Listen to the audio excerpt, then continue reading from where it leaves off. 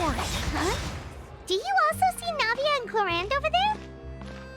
They look like they might have run into some kind of trouble. Let's go check out what's going on!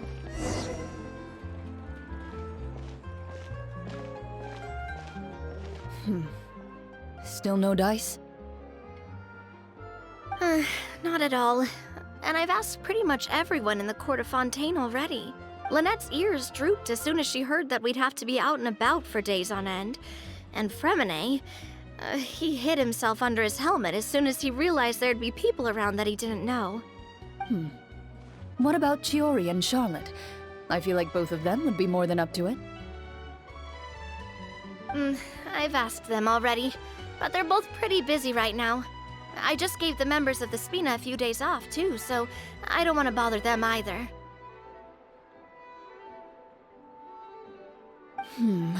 This is getting pretty difficult. Navia, Clorinde, what's up? Oh my. Well, if it isn't my dear partners. How are you all doing? Huh. Navia? Huh? Oh, you mean... Yep, this is our chance. Do you need our help with something? Oh, precisely.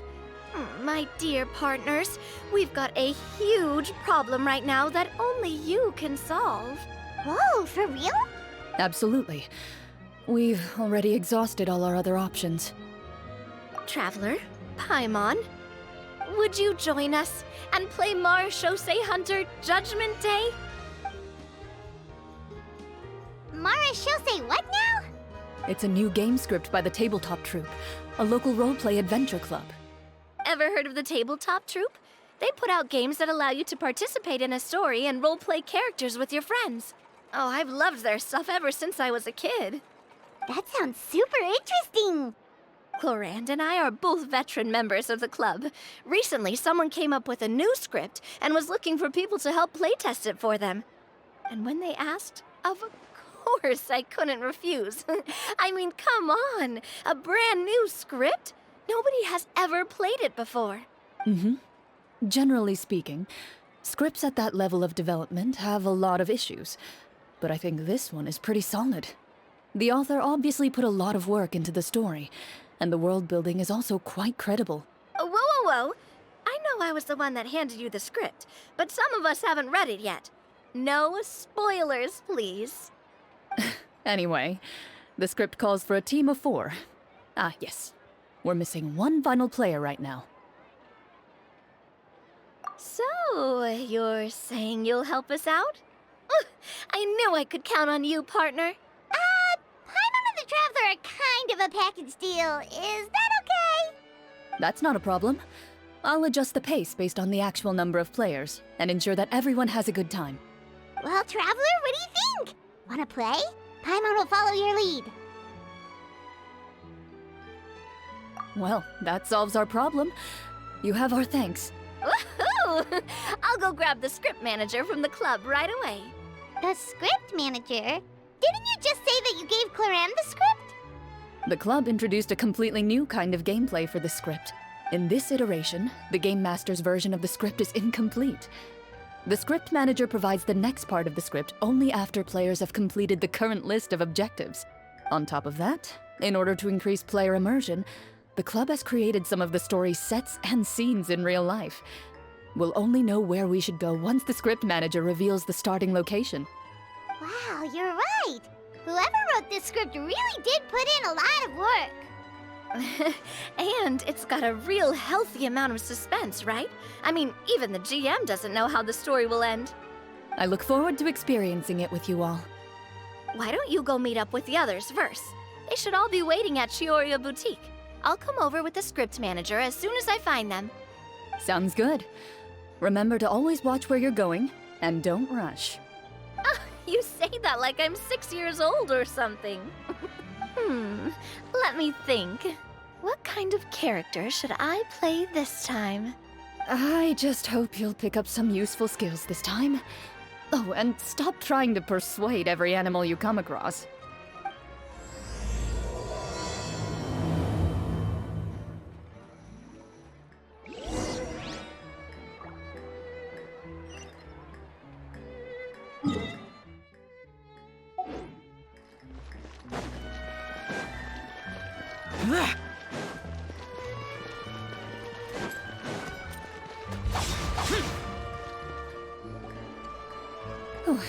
Sorry to keep you waiting.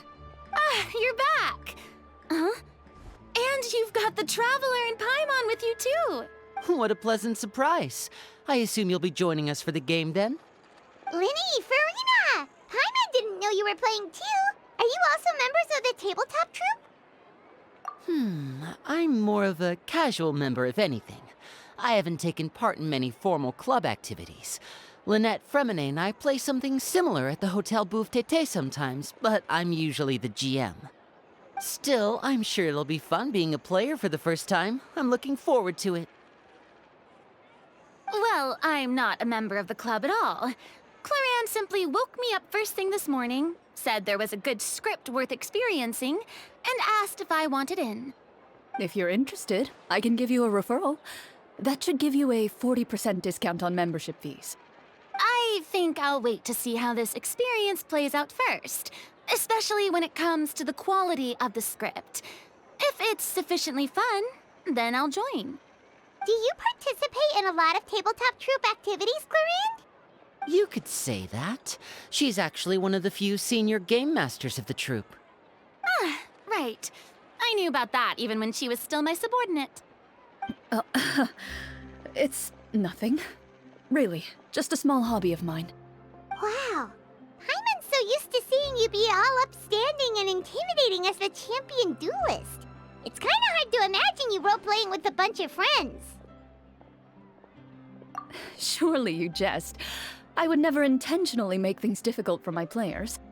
I maintain a clear boundary between my professional and personal lives. The me you see at court represents the law and order of Fontaine. I put all personal feelings to the side and grant a fair duel to all who seek to defend their honor. But in my personal life, I'm just an ordinary person. Someone who feels anger and sadness, just like everyone else. Well, you say that, but for all the time I've known you, I don't think I've ever seen you cry.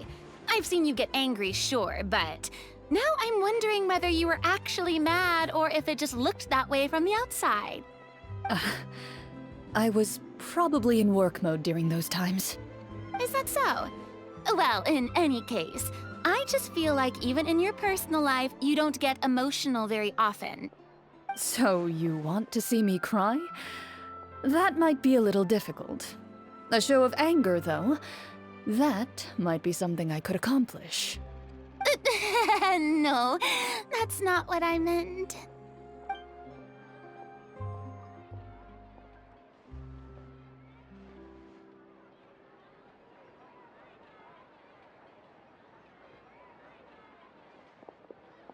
I'm back!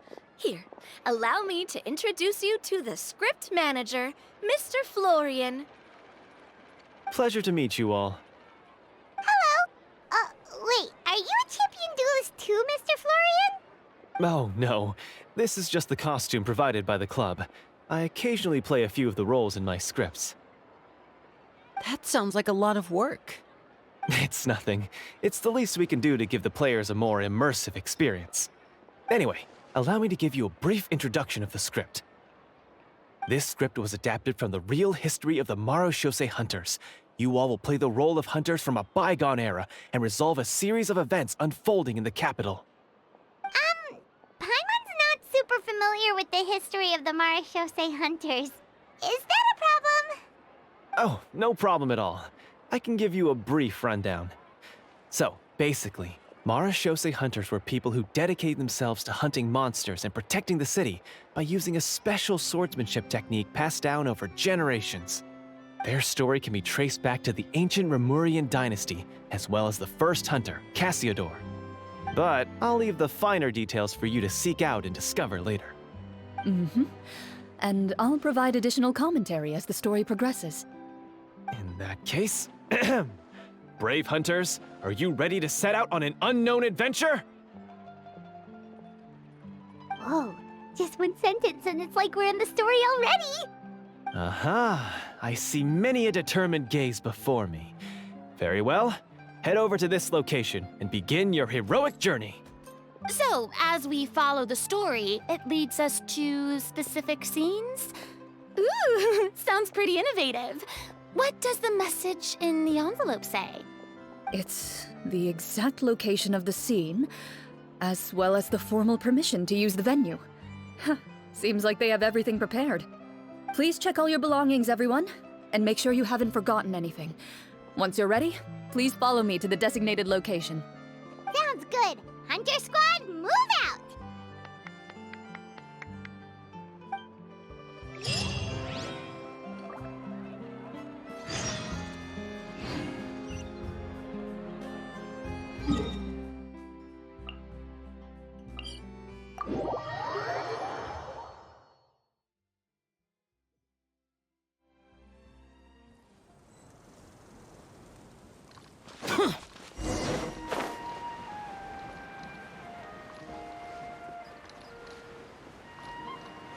Useless!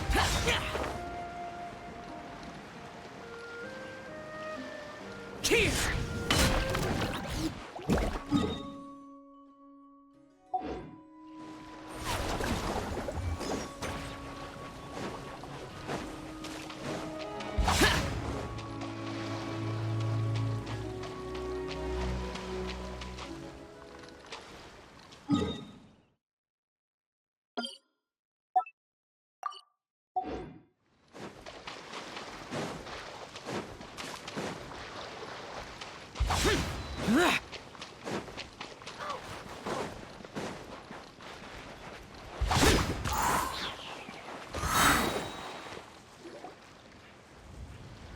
Whoa, they really have thought of everything. Even the phaetometer is here and ready to go for us. The phaetometer? What's that? It's a card that's used to determine action success or failure. We'll need to use it when we try to use certain skills. And what about all the dessert and tea? Is that for us as well? That's what the message said. Oh, really? That's so nice. It feels just like a tea party with friends. Those snacks have Paimon's name written all over them! I think you might be more of a snack hunter than a miHoYo hunter, Paimon. Snack Hunter Paimon reported for duty! If there are delicious snacks to be found, Paimon will track down every last one! The desserts are great, but I'm still looking forward to the story more than anything. Very fair. Then, let us begin. First, please pick up the blank character cards in front of you, and write down your name and profession. You can find an abbreviated version of the rules printed on the back of your character card. If you have any questions, feel free to ask me. In this story, everyone is a miHoYo hunter. To reflect this, the club has prepared a small badge for everyone. Ooh, nice! As hunters, you have proficiency in swordsmanship and fighting by default, so there's no need to allocate any additional skill points to those areas. Swordsmanship? So there's a fighting part to all of this? Paimon's not sure she can do all that on her own. Maybe Paimon can just stick with you? Why don't you share a character card then? The Traveler will be the miHoYo hunter, and you can be his little floating assistant. Kinda like in real life. So, for the name, do I fill it out with the name of my character? Yep, it can be any name you like. You can use your real name too if you want. I do that whenever I get too lazy to think of a new name. Oh, so it would be like experiencing a different life, but still as yourself. That's not a bad idea. In that case, I think I'll continue to use the name Linny then. Next up is the skill sheet. You have a limited amount of skill points that you can use to learn a number of skills. The more points you invest in a particular skill, the easier it will be to pass associated checks. I'll take persuasion and investigation. Those are must-haves when it comes to missions like these. Oh, those skills sound like they'd be useful for gathering intelligence! Good idea, Navia! Just as expected of a veteran player. So should we also take those skills then? Not necessarily. Since we're working together as a team, we could leave the negotiations to Navia and use our skill points to pick up other useful skills. For example, I think I'll take Stealth and Sleight of Hand. That will give us more options if we run into any situations we can't negotiate our way out of. Oh, interesting. I wasn't thinking about it like that. I suppose it's not so different from an acting troupe. Everyone has their own role to play. Let me see. I'll take arts and performance. I'm not quite sure what use they'll be, but I'm not as knowledgeable about the other skills, and I'm not too confident I'd be able to roleplay them well. Well, that leaves us. What do you want to learn, Traveler?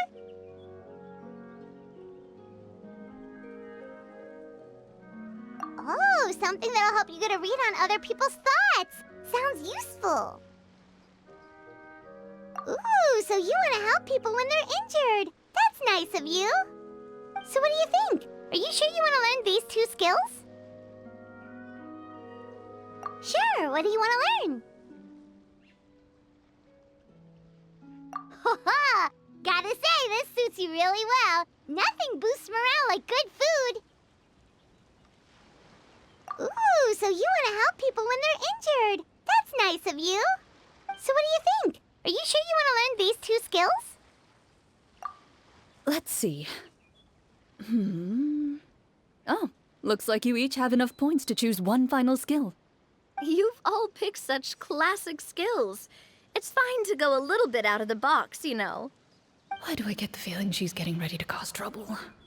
For example, this one here. Summon. Doesn't it sound super mysterious and cool? Oh, I saw that one just now as well.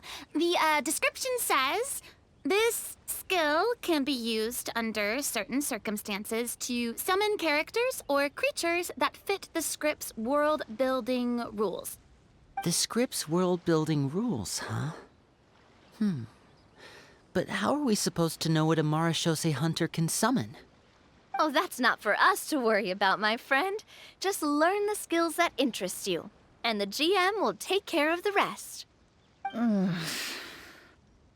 right, you've convinced Paimon. Let's learn summon then. Paimon can't wait to see what kind of thing shows up.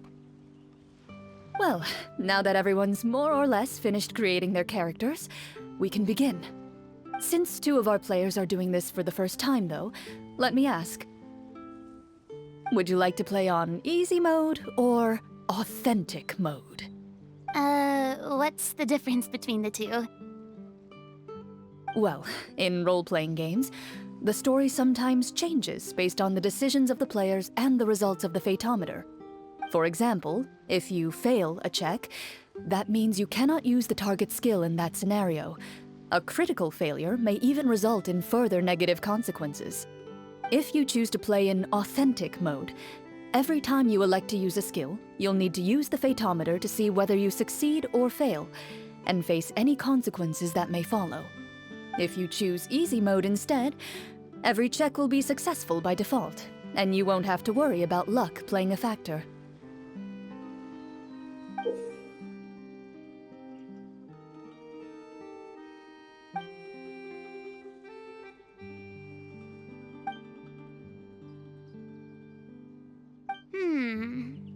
Given that I'd like to focus on the story, I suppose I should pick easy mode. I'd feel bad if I brought the team down by failing my checks. Huh? Oh, come on. Don't worry about that. RNG is the lifeblood of role-playing games. I'm going with authentic mode for sure. Never knowing what you might have to overcome. Ugh, doesn't that sound exciting? I'd rather be mentally prepared for what might happen. All right, then I'll mark down Farina for easy mode. All her checks will be successful by default. As usual, Navia and Linny will play on authentic mode. What about you, dear partner? How would you like to play? Are you sure? Trust me, you'll see the beauty of RNG. Honestly, I don't think Clorinde would make things too difficult for us no matter what the Fatometer says. Isn't that right, Clorinde? No promises. That wasn't super reassuring. Well, anyway, enough talk. Let's get started. I want to experience at least a good chunk of the story today. Speaking of the story, why is the beginning scene on a beach? Well, that's because... A long time ago, back when human civilization was still in its infancy, powerful demons and evil sorcerers ruled over the land. They created a host of monsters and sent them to slaughter all humans in existence. Soon, a group of human rebels banded together. With their swords raised, they swore to brave the darkness, and in doing so, subdue each and every monster that sought their destruction. They became known as the miHoYo Hunters.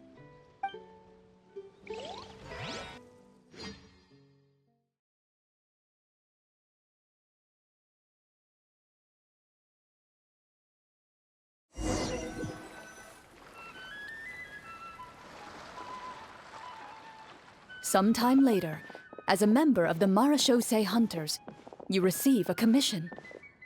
Following the address provided on the message, you take a boat and arrive at this strange city. As you inhale, you can taste the slightly salty air of the docks as you begin to survey your surroundings. There aren't many people in the vicinity, but you do take note of a few others who, like you, seem to be sizing up this place. Your eyes meet, and you realize these people are fellow miHoYo hunters, likely led to this location after receiving the same commission as you. You're all miHoYo hunters too, right? Allow me to introduce myself. The name's Navia, monster hunter by trade and helpful neighborhood businesswoman on the side. What say you to traveling together? We can help each other out on the road. Okay, count me in. My name is Linny. I've been wandering since I was little and picked up a few less than legal tricks along the way. I was adopted by a miHoYo hunter and later chose to follow in his footsteps. Is this where you introduce your character to everyone? It sounds like they've done this dozens of times. My name is Farina, and, I grew up in a noble family. I always had a strong interest in performance and the arts. Even though I'm a miHoYo hunter, what I really want is to be a performing artiste. Hey, that's really cool. You can do it, Farina. That's exactly how it's done. Paimon is Paimon, a good friend and companion to this miHoYo hunter right here.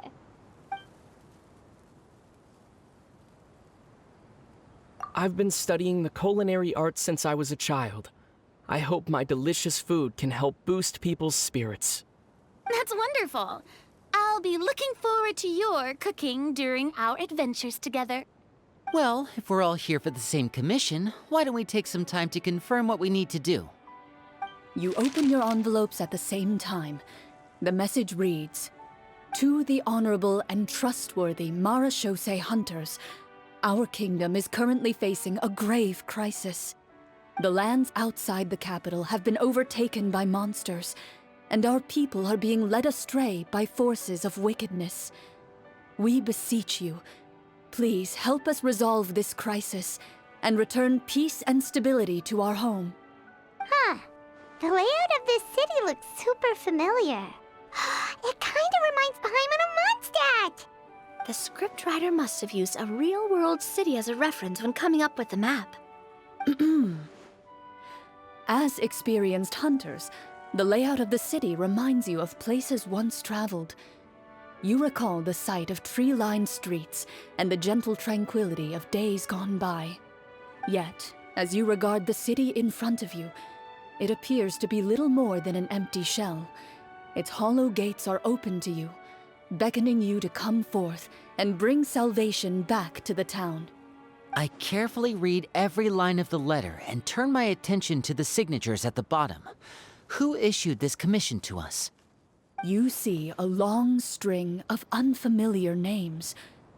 It would seem that many of the residents of the city issued this commission together. They sensed that things were not right within the kingdom, and sent a distress signal to the outside world. In that case, why don't we take a walk around the city and see if we can learn anything from the local residents? Oh, good idea. We might be able to get some leads on the monsters and bad guys we're after. You look up and see a tavern nearby. It appears to be open for the day. Why don't we go check out that tavern? If the novels I've read are anything to go by, taverns are usually full of information.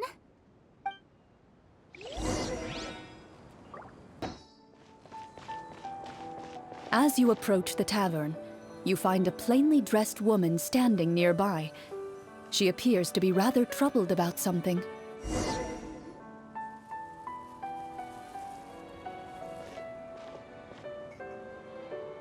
Greetings, friend. Lovely weather we're having today, don't you think? Oh, hello. I suppose you're right. The weather today is quite lovely. If only those monsters out there would stop causing trouble. It seems like every character included in the script has a certain amount of useful information to offer. If we keep asking questions, we might be able to get some good leads. Oh, come now, don't be sad. Life is all about optimism. Oh, that reminds me. What did you have for breakfast this morning? Huh? I don't think that's the kind of question we're supposed to ask. Nothing turns a frown upside down like good food. How about some macarons? I could make you some. You didn't even take cooking as one of your skill proficiencies. That's not necessary, miss. Excuse me for saying this, but you don't really look like a chef. Besides, I'm not really a fan of sweets. So you're someone who barely smiles and doesn't like sweets. You're really starting to remind me of this one friend of mine. Hey! Did she just... me? Clorinde must have broke character for a second. This isn't getting us anywhere. Traveler, maybe you can think of something.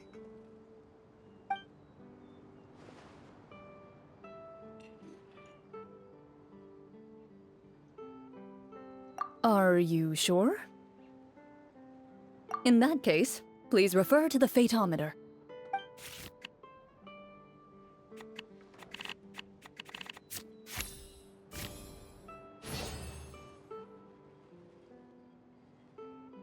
Whoa, it was a success! You remain silent as you prepare a pot and fire to use for cooking. The woman stares at you with her mouth agape as you skillfully cut the ingredients and toss them into the pot. After some time, a rich aroma begins to fill the air.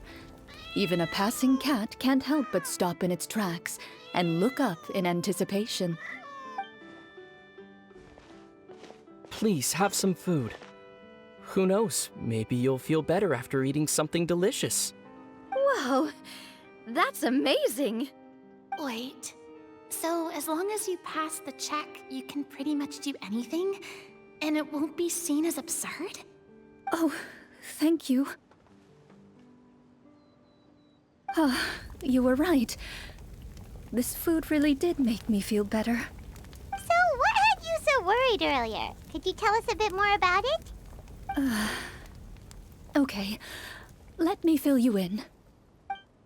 A horde of monsters suddenly appeared near the capital recently, so all the guards were dispatched to fight them. Do you remember when those monsters appeared? I'm not completely sure. All I know is that my husband was dispatched to fight them 3 days ago. Do you know where he was sent? It all happened so fast. When we said our goodbyes, he couldn't even tell me where they were sending him. You have our thanks, friend. We'll find and defeat those monsters as soon as possible. We sincerely hope your husband will be able to return to your side soon. Thank you. Don't worry. We'll find him. Just try to remain optimistic and wait for good news. We don't always get to choose what happens to us. But we do get to choose the little things, like what we eat and how we respond to the things life throws our way. I hope that one day, you too will recognize the power of something as small and inconsequential as a delicious dessert. I'll do my best. You bid farewell to the woman, and continue your journey further into the city.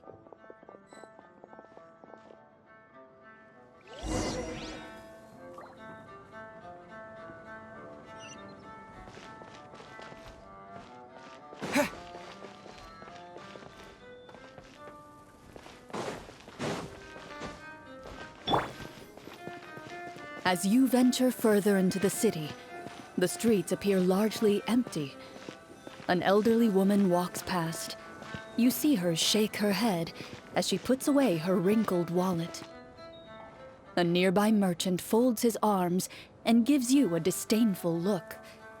You get the impression that he's someone who has long gotten used to the sight before him.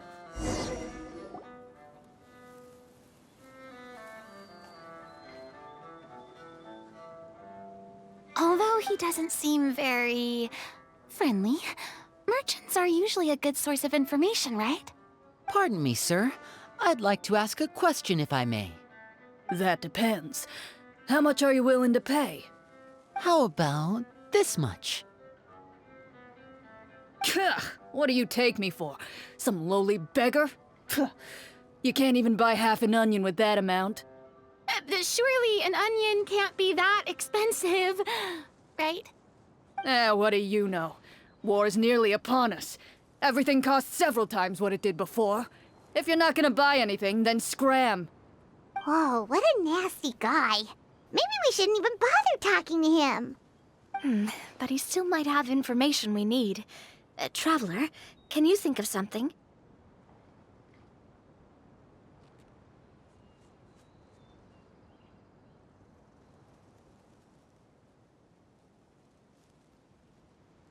Sir, we came to this city to solve the very problem you seem to be referring to. The war you mentioned, would it happen to be against the monsters outside the city? If you happen to be well informed and know a thing or two about what's going on, we'd appreciate it if you could share that information with us. After all, the sooner this problem gets resolved, the easier it will be for you to do your business.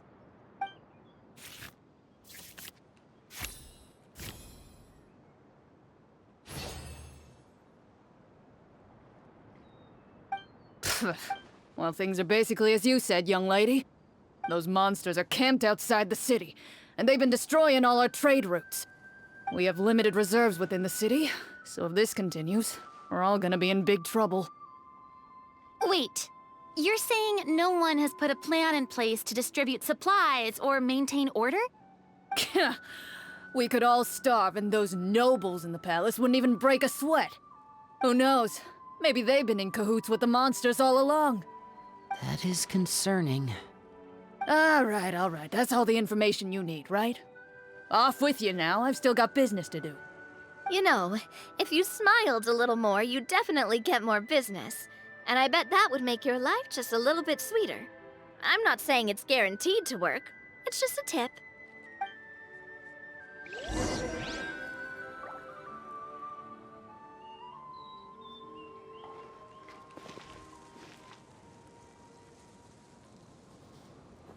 Should we try to go somewhere with more people? Oh, how about the city square? Follow me.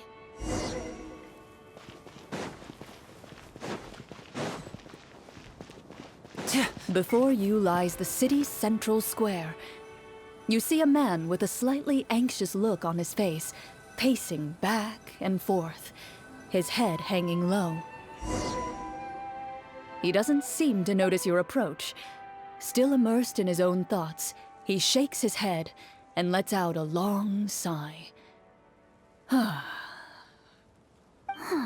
This guy seems promising enough. Maybe I can get some information out of him. Hello, sir. Is there anything I can do to help you? Wait, you're... I'm... Oh, dear goodness! You're a Marashose hunter! You recognize us? Ah, are you one of the people who wrote the commission letter? Yes, yes! Oh, I didn't expect you to actually come! Oh, what great news! The city is saved! What happened here? Alas, we once lived comfortable, carefree lives. This city used to be free of monsters. The first Marashose hunter, Casiodor, the Golden Hunter, he was the one who drove them back. However, monsters have once again surrounded the city. Perhaps the seal that kept them at bay has lost its power. Or perhaps an evil sorcerer has been meddling in our affairs. All I know for sure is that their return has stripped the city of any chance at peace. Are there not enough soldiers to drive them out? It's not a question of numbers. The guards simply have no idea how to deal with them. Most people my age have never even seen one of the monsters, much less been trained to fight against them. What's worse, many of us don't even know the history of the Marashose hunters anymore. When I was a child, though, my grandfather would tell me stories about how the Marashose hunters drove back the monsters. So, on the off chance that something might come of it, I decided to reach out to you. To be perfectly honest, I was starting to think all those stories were just tall tales. But now that I've seen you in person, I finally know that it was true! Well, you can rest easy, friend. The righteous and formidable Marashose hunters are on the case. The man is touched by your determination and resolve. His eyes begin to well with tears of relief. Still, if we are going to hunt the monsters, we need to know where to find them. Can you give us any leads? All I know is that the area outside the city is dangerous. I'm afraid I can't point you toward a specific location. Oh, although, if you leave the capital through the main gate and follow the road, you should run into a group of guards. They might know more about where to find the monsters. I see. We'll go look for them then. All right, be careful. Oh, and one last thing. The monsters outside the city are just part of the problem. There are evil sorcerers inside the city as well, so be on your guard. They're actively working with the monsters, and have corrupted the court ministers with malicious magic. They're the reason why, even inside the city, everything has been a giant mess. Even one of our kindest ministers has turned into a boorish and unreasonable figure, interested in nothing but enacting laws that exploit the people. Who knows how much longer we'll be able to go on like this. Talk about being stuck between a rock and a hard place. I feel bad for him. Maybe we should try to cheer him up?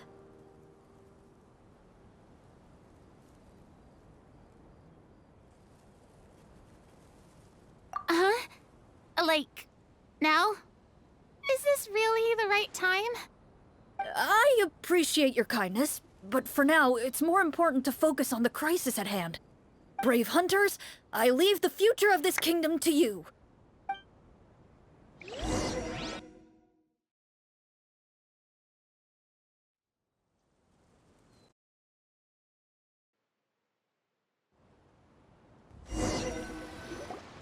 If I understood correctly, there are currently 2 problems in the kingdom that need solving, right? Exactly. We need to defeat the monsters outside the city and take down the evil sorcerer stirring up trouble from within. But which problem should we tackle first? Well, this seems like a good moment for a break. Take some time and discuss what you want to do. Let me know when you've made your decision.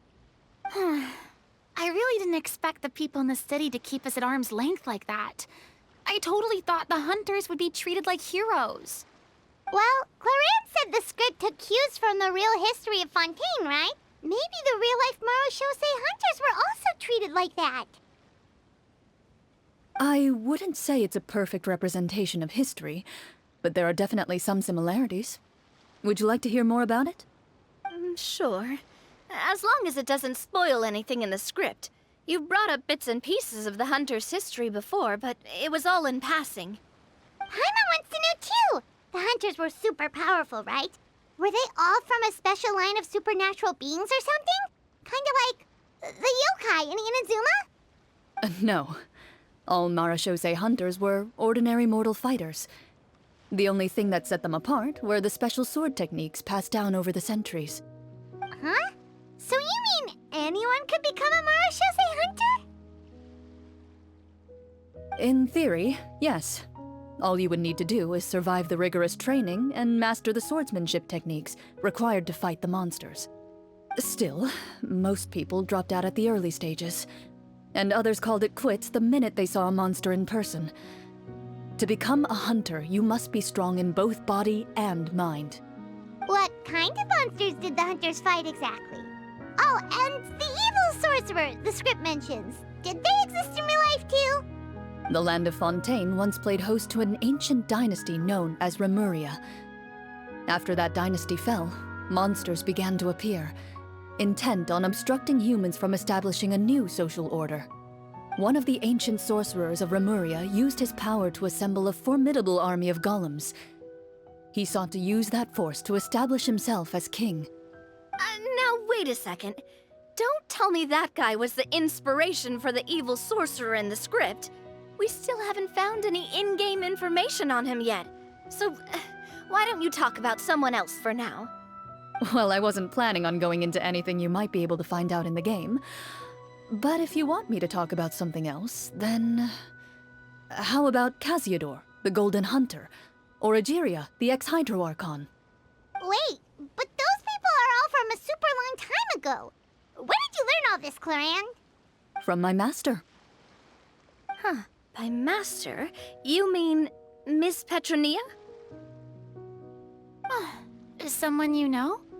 Absolutely. Miss Petronia and my father were good friends. Back in the day, she would often bring Clorinde over to play, but then... Let's not get off topic. Anyway, back to what I was saying. Responding to Egeria's call, a number of warriors followed Casiodor into battle against the monsters. This group of warriors, under Casiodor's leadership, became known as the Marashose Hunters.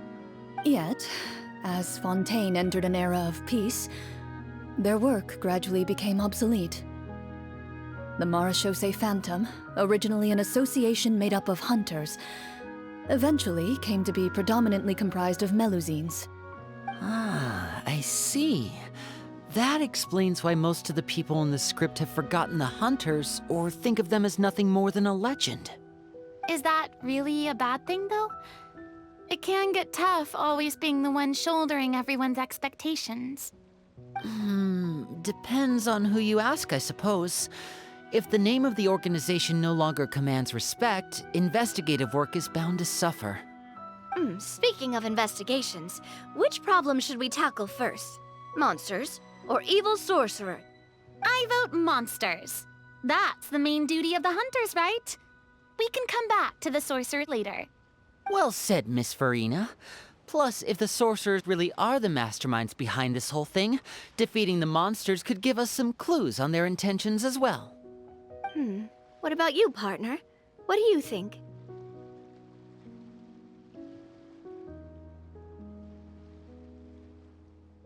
I mean, you're not wrong. But those characters are usually the ones pulling the strings behind the scenes. More often than not, they're very formidable opponents. Going after them now might be jumping the gun a little bit. We don't want a total party kill on the first day, right? With Clorinde as the GM, I wouldn't rule out the possibility. Then it's settled. Let's go hunt some monsters. All right. After some discussion, you decide to turn around and head out of the city.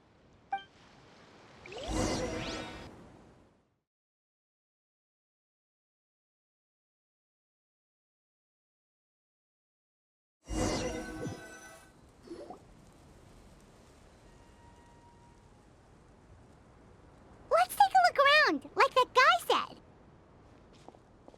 You there! Outsiders, halt! Who's there? an armored man approaches you. He has a tall, muscular build and a determined expression in his eyes. Just one look, and you can tell he's fought in his fair share of battles. Although he's trying his best to conceal his current state, his uneven gait and the sweat dripping down his forehead make it obvious that he's been wounded and is in serious pain. "I'm the captain of the guard. I saw you sneaking around the city earlier, so I'll only ask this once. State your purpose, or it's off to the dungeons for the lot of you." Wow, it's been a while since someone's been this suspicious of us. I said talk, not whisper between yourselves. Have you ever heard of the Marchese Hunters? Marachose hunters? Ha! That fairy tale, you mean? What, you expect me to believe you're one of them?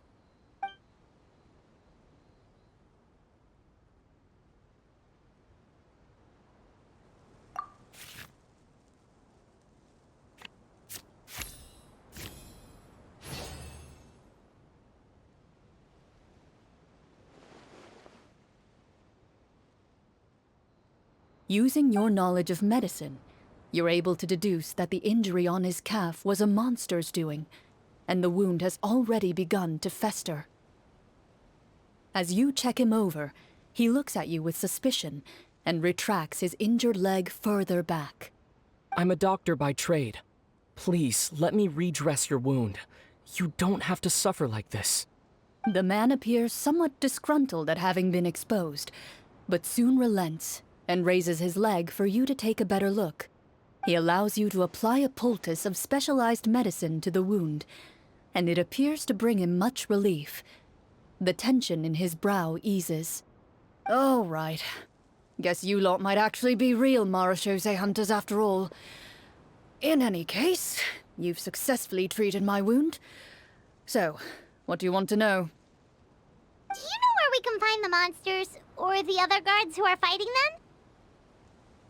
He informs you of the various locations where monsters have appeared. He looks in that general direction with a pained gaze, as if a thin, invisible thread is pulling on his wound. "Some of our new recruits have never even dealt with a petty thief, and now they're out there fighting monsters. If it weren't for this cursed leg." Oh, please, sir. Don't get too worked up. You need to focus on your recovery. Just leave the monsters to us. We're Marachose hunters, after all. Hearing you say that, a glimmer of hope flashes in his eyes. But it disappears almost as quickly as it came. "Those monsters aren't easy to deal with. But if you insist on going, I won't stop you either. I just hope all the guards will be able to come back to their families alive. I wish you the best of luck."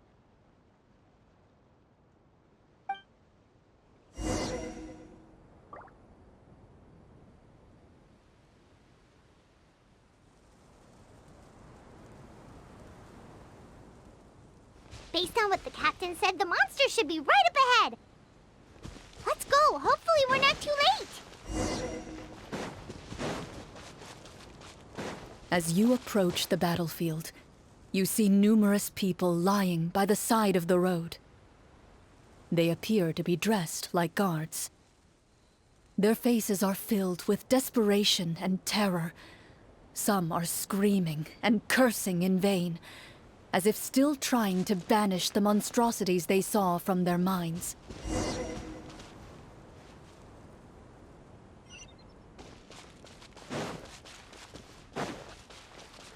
A few of the wounded look up at you in shock and disbelief. "Quick, leave this place. Turn around and don't look back," they yell.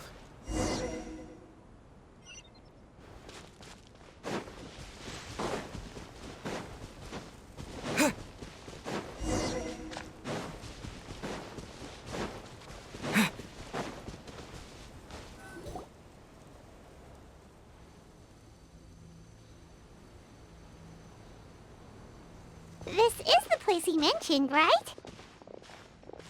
You see broken iron swords scattered all around you, and downed trees riddled with terrifying claw marks. All the signs point to one thing: A truly devastating battle just took place here. Be on your guard, everyone. The monsters might still be around. Before you can finish your sentence, you hear rustling sounds from the surrounding bushes. The monsters have emerged. They close in on you without fear. You get the impression that, in their bloodthirsty eyes, you're just another meal for them to devour. A little help here! This thing wants to eat Paimon!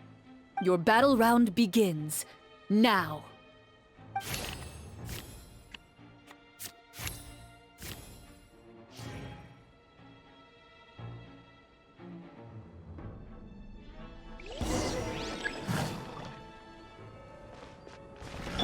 Strike a pose!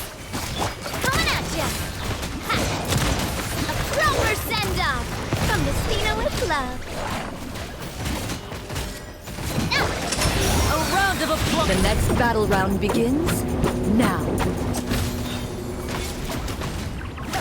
Time to shine! Yoo-hoo! Wait!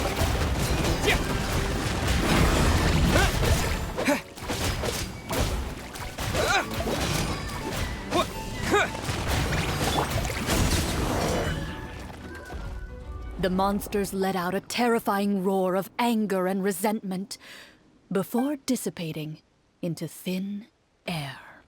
Oh, thank goodness it's over. We're lucky the Marashose Hunter class came with all those preset skill points. Otherwise, we would have been in some real trouble.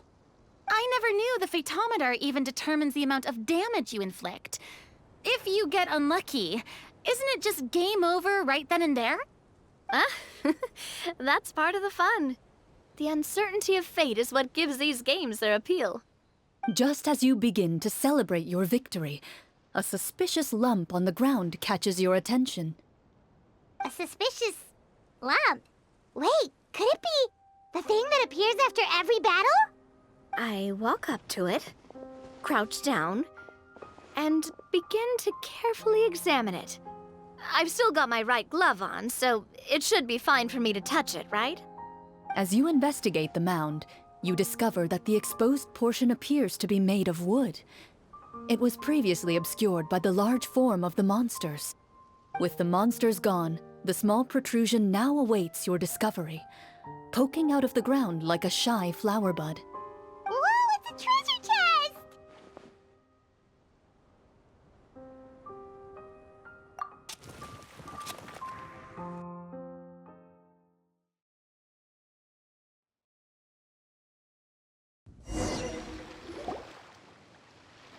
With everyone's help, you successfully excavate the wooden chest from the ground. Even without opening it, you can tell from the mora and jewels scattered around the chest that it must contain quite the fortune. Makes sense. We worked hard for this. Let's open it and we can share what's inside. I can understand your excitement, Paimon, but think about it. Doesn't it seem like there are people out there who need this treasure more than us? Yeah. Think about all the people suffering in the capital. Or all those guards who got hurt fighting the monsters. Wouldn't it be better if we gave the treasure to them? Wait, is that how it works? Paimon thought since we were the ones to dig it up, we could just take it for ourselves. Well, let's put it this way. Any decision you make during a role-playing game can impact the future course of the story. But would the people really believe us? It's hard enough for us to prove we're Marashose hunters. What if they think we procured the treasure illegally? They might get even more suspicious of us. That's definitely something we should consider. Maybe we can come up with an explanation in advance. Well, if donating it could cause that much trouble, why don't we use it to buy some gear and fill up on good food? Then we'll be ready to fight even more bad guys. Looks like you're facing a difficult choice once again. Well, it's getting late. Why don't we call it a day for now? Wow, where did the time go? I'm not sure if it's because I'm having so much fun with you all or because the story is particularly enticing, but I feel like I could almost keep going. Hear, hear. Ooh, how about we play through the night? Oh, I'm not sure I'll have enough energy for that. Yeah, that won't work for me either. Lynette will give me an earful if I get home too late. I understand how you feel, Navia, but we have to change venues for the next part of the story anyway. Huh? Another location? Mm-hmm. There's a special note for the GM at the end of this section that says to proceed to an indoor set for the next part of the script. Whoa, they really pulled out all the stops for this new script. Well, even if we end the game for the day, we can still stay a little longer and hear Clorinde finish her story, right? Paimon wants to hear more about the history of the hunters. Something tells me you just want to finish the free desserts before we break for the day. That's just a coincidence, okay? Besides, to Paimon, not finishing free food feels even worse than having to buy her own. And anyway, Paimon really does want to hear more about Clorinde's master. Well,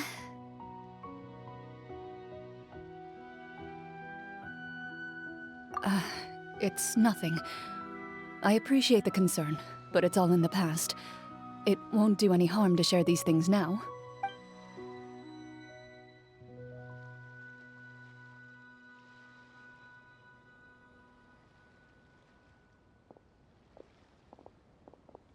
My earliest memories are of living with Master. According to her, she saved me from certain people of ill repute. My birth parents had left me behind some time before that. What a heavy beginning for a life story. Master was a fascinating individual. If inexperienced in the ways of raising children. My first ever toy was a short sword. Although I suppose it wasn't so much a toy as something Master removed from her waist and handed to a noisy child in need of distraction. Oh, wait, so she handed an actual sword to a child? Isn't that dangerous? Did you hurt yourself? Of course I did. I cut my palm and bled quite a lot. But Master was not concerned. She just stood there and casually lectured me about it. See, that's what you get for not holding the sword properly, she told me. She then crouched down next to me and said, "Give me your hand. I'll teach you to bandage this wound. After that, it's time to learn how to truly hold a blade." Excuse me for asking this, Clorinde, but how old were you exactly when all this happened? Probably around, 3, give or take. 3? Isn't that when most kids are still struggling to hold a fork? As I said, Master was rather inexperienced in the ways of raising children. She believed trial and error was the best way to teach a child what they're capable of. I'm not so sure this is a question of experience. I didn't see anything wrong with her ways at the time. And anyway, children don't get to choose how they're raised. Oh, she did bring me back a pet from Liyue once. It was a GeoVishap hatchling. A GeoVishap hatchling? For a pet? That seems even more dangerous. What she said was this: make sure to get along, you two. If you really can't agree on something, just settle it with a fight. Whoever loses is the real pet. And how old were you when this happened? 5. Well, did you win? No, I lost. So you're saying you actually became the GeoVishap's pet? Yes, but only for a week. By the end of that week, I defeated it in combat, and we've shared a cordial relationship ever since. That really doesn't sound like the kind of childhood someone should have. Later on, I gradually understood that Master most likely didn't know any other way to raise a child. She was a marechaussee hunter, but I never heard her bring up her own parents. Thanks to her, I learned how to navigate the forest by the age of 6, and could hunt monsters in the wild by myself the year after that. Even though the training she subjected me to was strict, she always made sure to take me traveling when she had the time. We met many of her friends during those days. That was also how I met Mr. Callis and his family. I still remember the first time we met. You were too scared to join our picnic and hid behind Ms. Petronia the whole time. I still hadn't really met many children my age at that time, so I didn't know how to interact with others. After that, though, you started coming over a lot. You love challenging people to shooting competitions, remember? I don't think many members of the Spina ever beat you in one of those. I had a lot of fun during those days. I enjoyed them too. Oh, do you remember that one time we went exploring around the Spina together? We overheard Papa call your master Fontaine's Protector of Justice. We tried to pretend like we never heard anything, but you nearly let it slip that one time. Protector of Justice? Oh, wait, you mean that vigilante hero from 20 years ago? The one who is always active at night? Yep, that would be her. She often would put on a black cloak and go out at night. I never knew where she went or what she was doing. Until, like Navia said, we overheard the truth from Mr. Callis that night. 20 years ago, huh? I still remember the guards leaving all kinds of witness reports about her on Nervalette's desk. My apologies. Oh, there's no need to apologize. You had nothing to do with it. And anyway, everything she did was for a good cause. Although, calling herself the Protector of Order was a bit much. Especially when she deliberately operated outside the law. Huh? When did the Protector of Justice become the Protector of Order? Oh, she had a bunch of code names. I heard she would just come up with a name on the spot whenever she was asked. Later on, she probably got sick of answering those questions and decided to stick to just two. The Protector of Justice and the Protector of Order. That sounds like her, all right. I bet she forgot which of the two she'd use by the time she got back each night. Well, she certainly sounds like a fascinating individual. With her strong sense of justice, it's no surprise her student followed in her footsteps. It's true. I always wanted to become like her. Someone powerful, independent, and with a strong sense of conviction. But...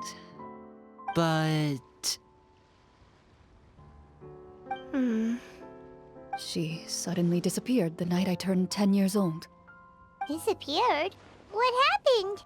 I have no idea. She didn't even leave a note. I was never able to find out where she went. That night, I was celebrating my birthday at Navia's house. But Master never came to pick me up. When I returned home on my own, it was to an empty house. When she still didn't appear after a few days, I went to Mr. Callis's house to ask about her whereabouts. But he only shook his head. Papa probably didn't know either. I know he sent a few people to investigate the matter in secret, but they never found any credible leads. Don't worry, I understand. To be perfectly honest, given Master's personality and way of doing things, it all made a lot of sense. If I had to guess, I'd say she probably used it as an opportunity to force me to become independent. Just like how, when a litter of kittens reaches a certain age, the mother willingly leaves them behind. Were you upset, Clorinde? I was at first, but not anymore. I don't believe Master would suddenly disappear for no reason. There must have been something she just had to do. Well, despite everything, you still managed to follow in her footsteps and become the greatest champion duelist in all of Fontaine. You're practically a living symbol of law and justice. I suspect my position would be far too by the books for her. Master always did whatever she pleased. But you're right. I suppose I do take after her in some ways. Who knew Clorinde had such an interesting past? I never had the chance to ask her about it before. And I wonder... if Clorinde's master were the champion duelist back then, would that duel against Mr. Callis have gone differently? Oh no. Judging by the atmosphere, Clorinde and Navia are probably thinking something similar. The mood just got super awkward all of a sudden. Well, anyway... would you look at the time? It's getting dark, so we should probably call it a day for real this time. If we keep talking like this, we really will be here all night. I had a great time today, Miss Clorinde. Thank you for being our GM. Anytime. The script was good, but I've got to say, your childhood stories were even better. Hey, you should tell us more about that fight against the Geo-Bishop sometime. Maybe your master was onto something. You could be right. What does she mean, onto something? I certainly don't know any 5-year-olds who want to fight a bishop in their spare time. Guess I'll head back as well. I need to save my energy if I want to continue enjoying the story tomorrow. You're that excited to hear about my fight with the bishop? I was talking about the script.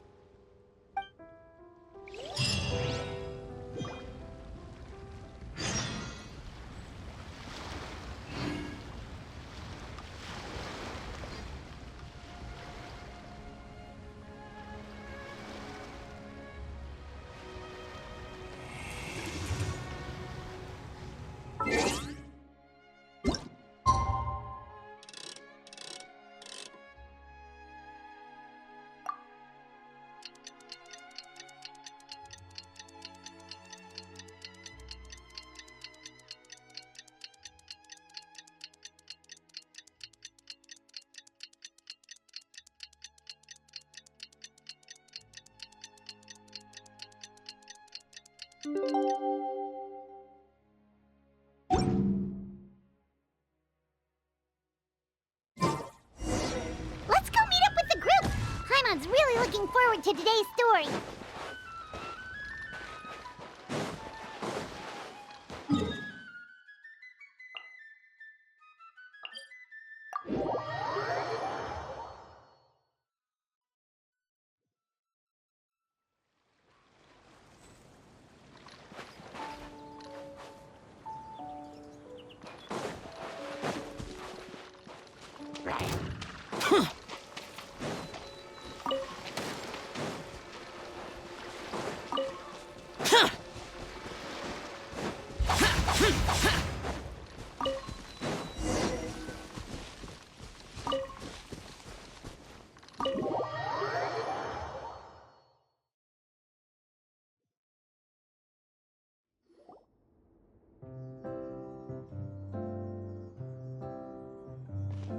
Looks like everyone's here.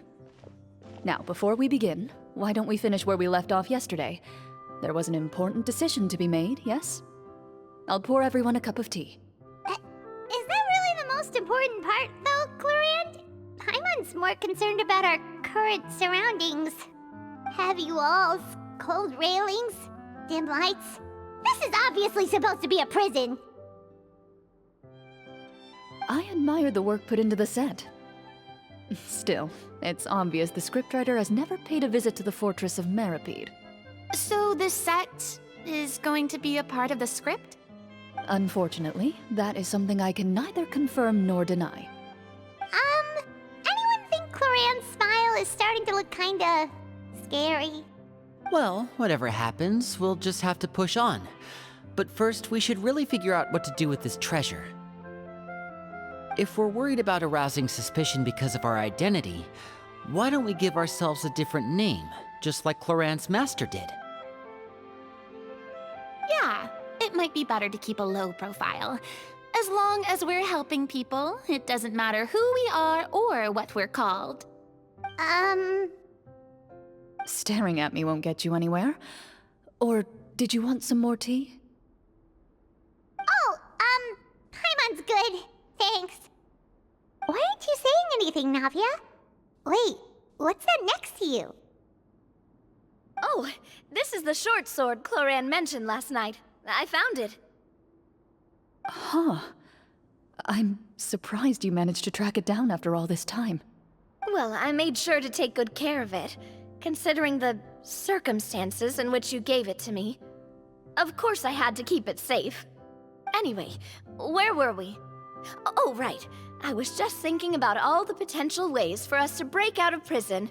We could dig a tunnel, or try to bribe the guards. Wait, we haven't been thrown into prison yet, have we? Well, it's only a matter of time. It pays to be prepared. Just like how you should always have an umbrella on hand, even when it's sunny. All right, Paimon's made up her mind. Let's just give the treasure away. have wanted to keep it, but if it's going to land us in prison somehow, Paimon will be too upset to enjoy her snacks. So, you reached an agreement? All right then, we can continue with the story. Oh, and we'll collect all the scattered pieces of treasure on the ground as well. All right. You collect the treasure and make your way back to the capital with your bag of loot in hand.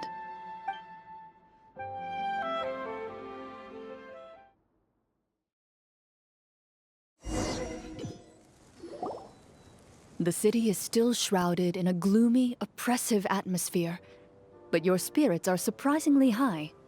In places where sunlight struggles to reach, you generously share your wealth with the children, the elderly, and the poor in urgent need of help. Thank you, kind soul. The elderly woman's look of gratitude follows you as you walk away, her eyes never leaving your back until you move entirely out of sight. However, there's still quite a bit of Mora remaining. It appears you haven't made much progress.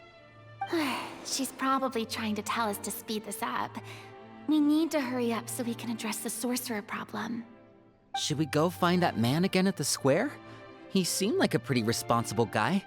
I'm sure he knows the people here far better than us. Oh, good idea! Just as you start to make way to the square, intent on finding the man again, there's a voice.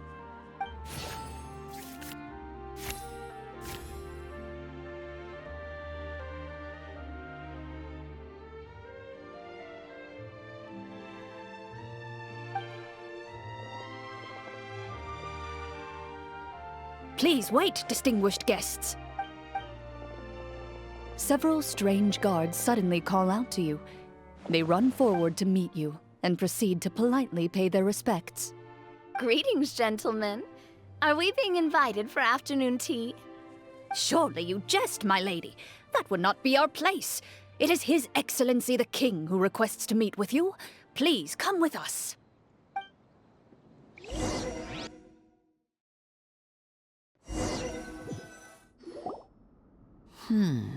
Do you think this could be a trap? Well, we have to investigate the court at some point, right? Meeting the king himself would be a fantastic opportunity to do that. I say we go for it. If something happens, we'll just turn the whole place upside down. That sounds a little intense. After a quick discussion, you nod to the guards and agree to follow. They lead you all the way to the audience hall of the palace. Gilded tables line both sides of the hall. The space itself is adorned with all manner of expensive antiques, glass shelves, and silver candlesticks. The items appear quite ordinary in size and dimension, yet their presence somehow makes the emptiness of the hall feel even more surreal and ominous. Wow, it's so luxurious! The elderly king, clad in a magnificent robe, sits upon the deep crimson throne before you. He wears above his head a majestic crown, with a gemstone the size of a bird's egg set right at the very front. As you observe it, you see a complex pattern of light reflect off its surface. They're here, Your Majesty. A man dressed in dark clothes, likely a minister, shields his mouth with his hands and bends down to whisper a few words to the king. After a moment, he lowers his hands and stands back up. His gaze shifts to fixate on your group, but he does not move from his place at the king's side. The king does not appear entirely aware of his surroundings. The man by his side, though. We should keep a close eye on him. The king remains still and says nothing. The minister is the one who speaks. Esteemed guests, allow me to thank you for coming to our faraway kingdom. Unfortunately, His Majesty the King finds himself quite exhausted from work. So please allow me, his Prime Minister, to welcome you in his stead. I've heard tell that your group, the miHoYo Hunters, used your exceptional ability with the sword to repel the monsters near the capital. Such a great deed deserves to be rewarded. However, seeing that I was not fortunate enough to observe such a feat with my own eyes, you'll forgive me for seeking to verify the truth by speaking to you myself. Well, we've got nothing to hide. You brought us here to talk, right? So we'll just explain what happened.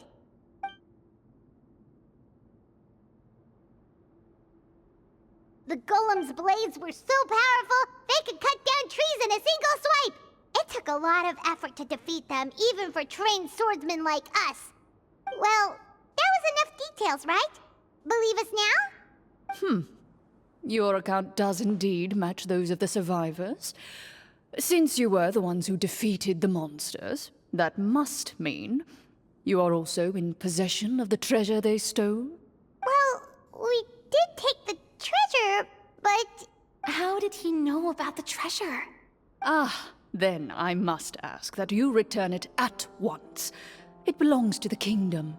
Wait, but didn't you just say that our great deed deserved a reward? Shouldn't the treasure be considered a part of that?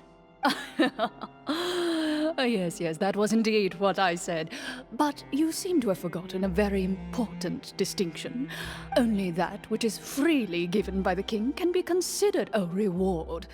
Taking the rightful wealth of a kingdom without said permission, on the other hand, is a crime.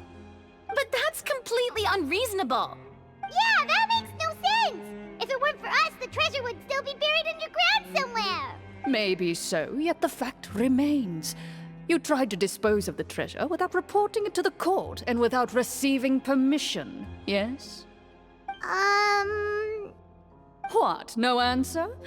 Surely you're not insinuating that you, a group of legendary miHoYo hunters, sought to take the treasure for yourselves? Well, what about the king?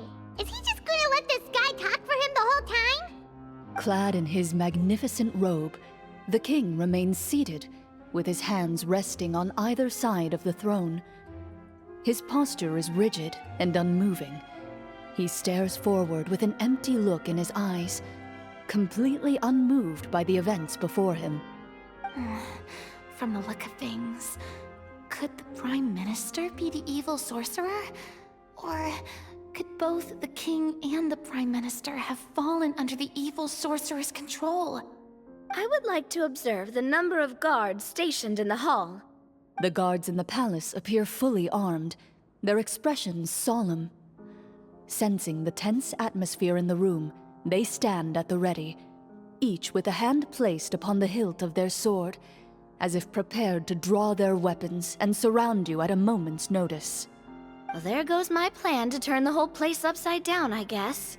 It appears we've been visited by nothing more than a group of ill-intentioned imposters. What a pity. Guards, take them away and throw them in the dungeons. Before I decide your fate, however, I must first determine whether you have any accomplices outside the court. Can't we try to slip away? Or maybe start some kind of riot?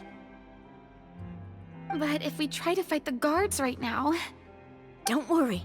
At least we figured out who's behind all this. Let's just play it by ear. If you're scared, Paimon, just hold my hand. Aw, thanks, you guys. You allow yourself to be led away by guards surrounding you on both sides. It's only when you begin to feel drops of water falling from the dungeon ceiling and smell the stench of death and decay all around you that you finally realize you've stepped into a completely different world. Stay here, and don't try anything funny. The guards lock the cell door and leave without looking back. Wait, sir! Your voice echoes through the dark hall, but the only response you receive is the sound of water dripping from the ceiling. No! What should we do now? Carve out a new path of fate with our own two hands, of course. I draw my weapon. You reach toward your waist, but find nothing there. You now recall that your weapons were confiscated before the guards locked you in the cell. The bag of treasure along with them. What about that knife I hid in my boot? When did you hide it in there? When I was thinking about digging a tunnel. Rejected. You failed to inform the GM of this course of action. Moreover, the guards would have conducted a thorough search before throwing you in prison. And the keys to the cell aren't anywhere to be seen? Correct. You don't even feel a lock hole on the cell door. Oh, well, there goes all our plans. Indeed. Huh? Why are you the one saying indeed? Because that statement holds true for me as well. This is where the script ends. What? But that's a terrible ending! Generally speaking, this should be the point where the scriptwriter gives the players some kind of hint, or gives the GM some kind of code for how to move forward. I mean, maybe they just really wanted us to be immersed in the feeling of being in prison?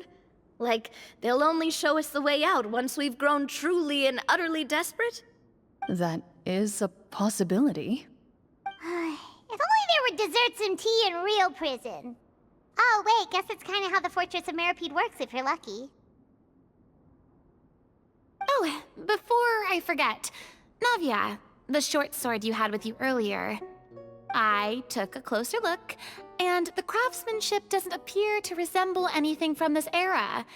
If I remember correctly, that style was last in vogue several hundred years ago. Wait, Clorinde said that sword used to belong to her master, right? Does that mean her master has been alive that long? I doubt it. The way she went about things often made her seem childish more than anything.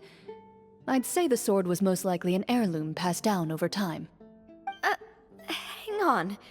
A precious heirloom passed down to you by your master. And you gave it to me just like that? You weren't worried I might lose it? Master left many things to me when she disappeared. There was the sword, an old key, and a good amount of junk she probably just didn't want to take with her. I gave you the sword back then, because I didn't want our friendship to end. Wait, when did this happen exactly? After the duel. Between Mr. Callis and myself. Before that, Clorinde would have meals with us and even stay over at the Spina some days.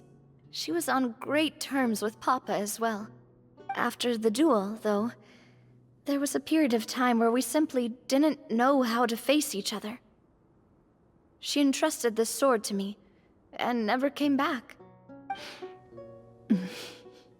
We were both sad, and conflicted, and totally overthinking everything as a result. Whenever I looked at this sword, I couldn't help but wonder if Miss Petronia had never introduced us to each other at that picnic. Maybe part of the sadness I was feeling could have been avoided. Back then, it felt like I hadn't just lost a father, but a close friend as well. No one can change the past. The most important thing is that you two found your way back to each other and can enjoy things like this together. Yep, you're right. I'm sorry, you two. I didn't mean to bring up any sad memories. Think nothing of it. No one here is at fault.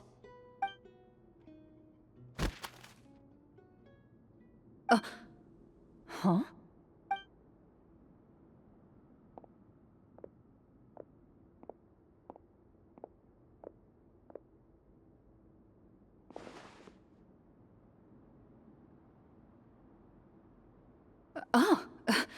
Looks like the next part of our script is here. Perfect timing. The situation was really starting to get desperate. And not just because of the prison thing. From Clorinde's face, I really can't tell if it's good news or bad news. Water continues to drip from the ceiling. In this lightless dungeon, you lack a reliable way to tell how much time has passed. Eventually, you get used to the unpleasant odor of straw, mold, and rust, and find yourselves alternating between fits of drowsiness and despair. Suddenly, you hear footsteps outside the door. Heads up, everyone. Someone's coming. Gather close, everyone, and keep your voice down.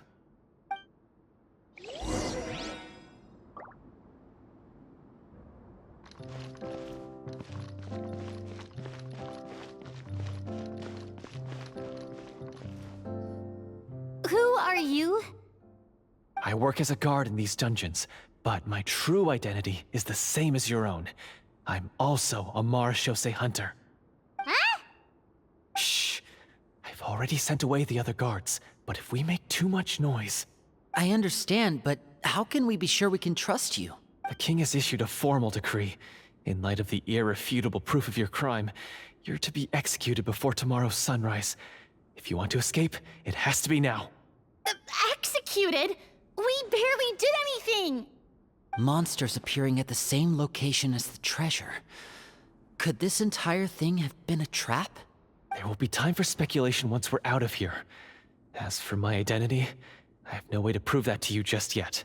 Infiltrating the capital was difficult, and finding a chance to speak with you has taken a lot out of me. I could go on, but I think we can all agree that now is not the time for details. Have you seen our weapons anywhere, sir? Don't worry, I brought them with me. They're just behind the door. Still, these weapons alone won't be enough to defeat the true enemy behind the scenes. His faction is too powerful.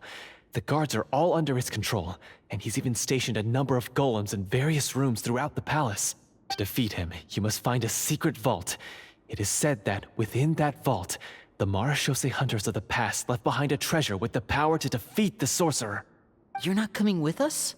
No, I'll remain in the dungeons to deal with the guards. I'll try my best to distract them so they don't go after you. As long as my identity is not revealed, I'll be able to aid you when the final battle comes. In that case, please stay safe. Thank you for your concern. I will do my utmost. As for the location of the vault, here, this map should lead you there.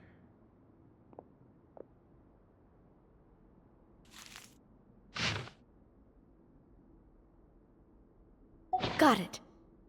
All right, once I open the door, remember to stick close and refrain from making any noise. I'll lead you out of here as quickly as possible. You now have the chance to restore the honor and legacy of the Marashose hunters. So please, get out there and reclaim what's ours. And be sure to exercise caution. With the help of the guard, you successfully escape the dungeons. Your sense of despair and anxiety both seem to fade as you continue your quest.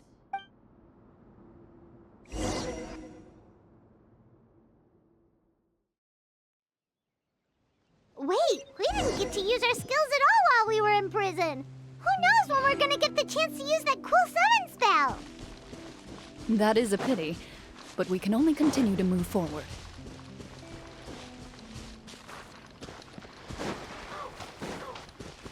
Useless.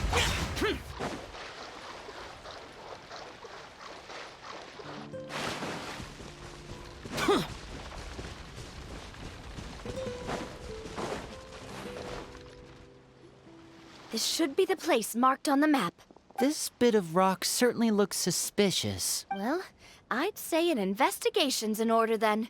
Plus, if all else fails, we can just blow it up.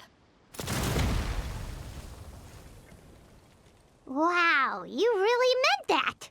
Before you lies a serene stretch of open water, its surface shimmering a brilliant shade of sapphire blue. Well, guess this means it's time for a swim!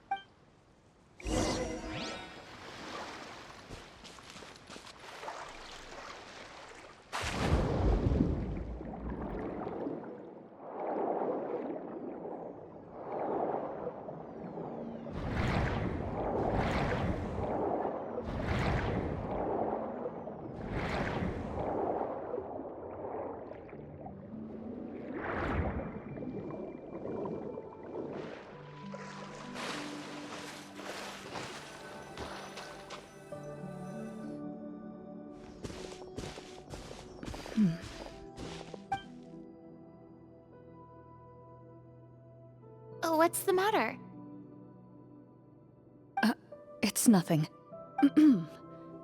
As you step into the cave, you find yourself in an eerily quiet space.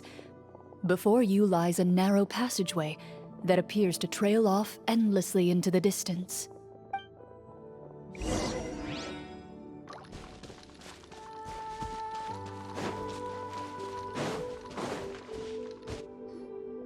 Wow, this must be where the treasure is hidden!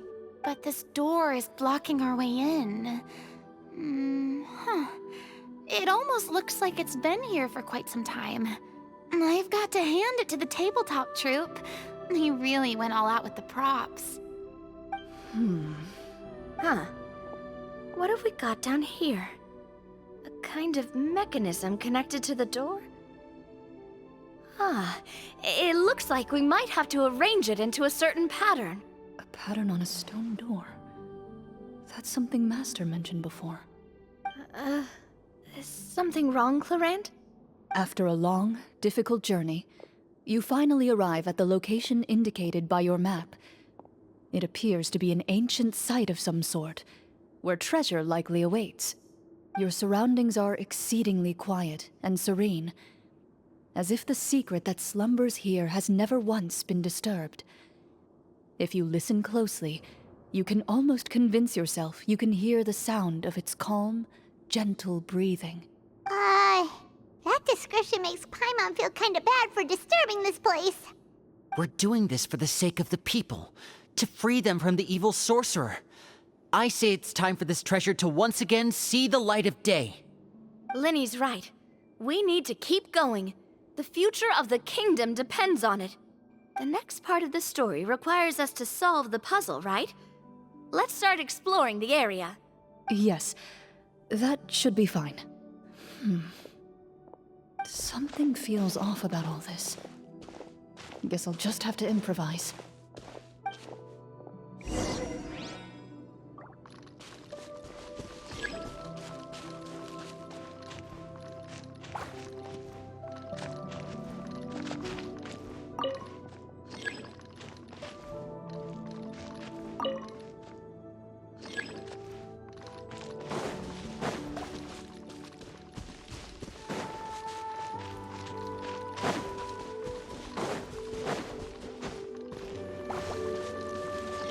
I found something!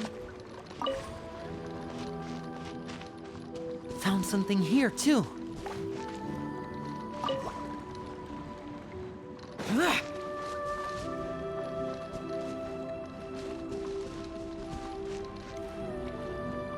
Same here!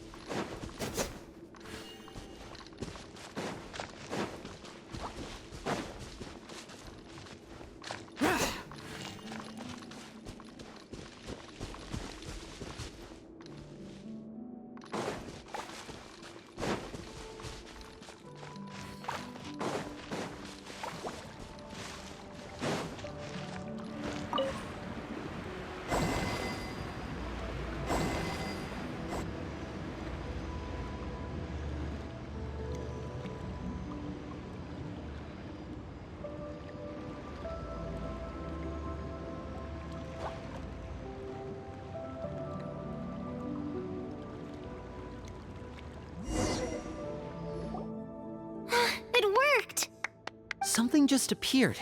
Some kind of new mechanism, maybe? By solving the puzzles, you prove yourselves worthy of inheriting the secrets of the past. At the end of each puzzle, you're rewarded with With? a key. Oh, it must be the key to the big door. Huh? This is one of the miHoYo hunter keys that are passed down from generation to generation. It looks just like the one Master passed down to me.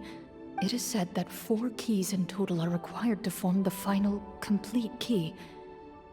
And it seems like we just collected 3 of them. That must mean... Huh? What's wrong? You hear a few strange noises. Suddenly, all the torches in the ruin go out at once. Huh? What's going on? Did we fall into another trap? For the sake of immersion, please close your eyes, everyone. Without the torches, the space is now completely dark, and you cannot see anything.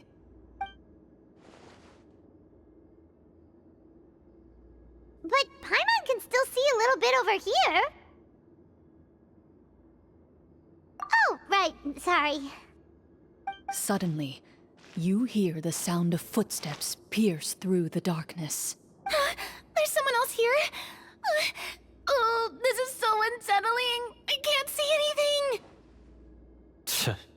I've been discovered then. Wait, that voice, it's... You recognize the voice as belonging to the guard who led you to this place. It appears he now covets the treasure for himself, and has come to stake his claim. Oh, so this is just part of the script. Then I can probably relax. Well, if we can't see anything, that means we can't fight to the fullest of our abilities. Should we retreat for now? Judging by the way he's holding his sword, he must be a real miHoYo hunter. But this isn't part of the script. Retreat? That's not the hunter way. If it's dark for us, then it's dark for him. We choose to fight. Your choice is noted. Please keep your eyes closed until I tell you the torches have been relit. This battle will be in the dark. You got it. Well then, let us begin.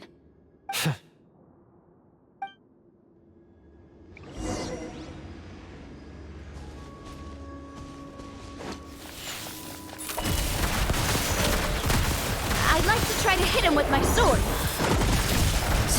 Your strike is successful. Is he still standing? Goodness, he sure has a lot of HP. Is it over? Can we open our eyes now? The enemy is strong and relentless, but the battle is nearing its end. The torches have not been relit. What about now? Final strike. Ha!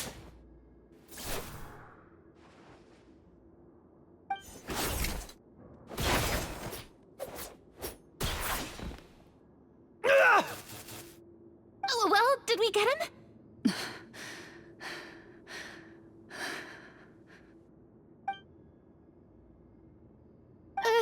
Clorinde?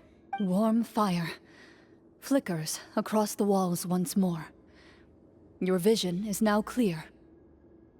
In an impressive display of courage, the four of you successfully defeat the uninvited guest. That look in his eyes. It's like he became an entirely different person as soon as I defeated him. Huh? Mr. Florian? Oh, wait. We're supposed to be role-playing. I should stay in character. Speak your name, guard. Why did you lead us here just to betray us? Is this treasure really more important to you than bringing peace to the kingdom? What kingdom? What peace? Those were nothing but lies! I, Florian, am a true miHoYo hunter, descended from hunters of ages past. So he's also using his real name. Or, wait, was that the name of his character from the very beginning? Then I'm even more confused.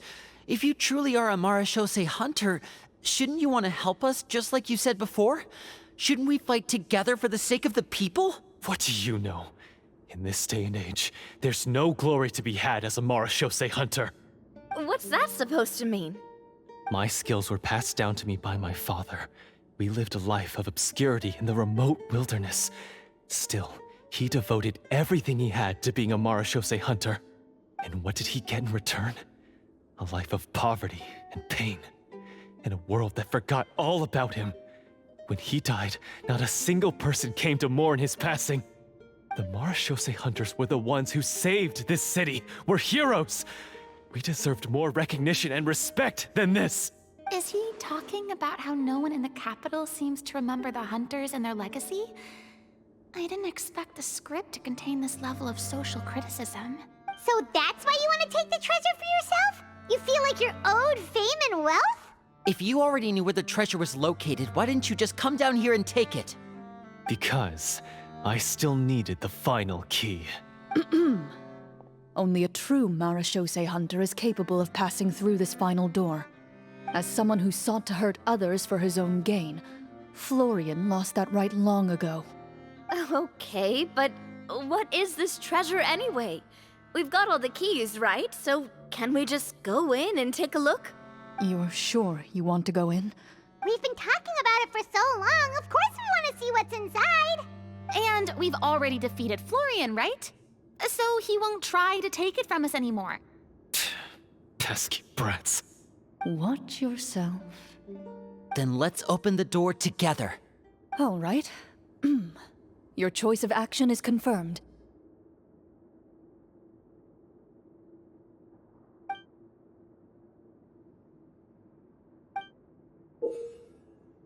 Before you, the door to the treasure, sealed and undisturbed for more than 100 years, finally swings open.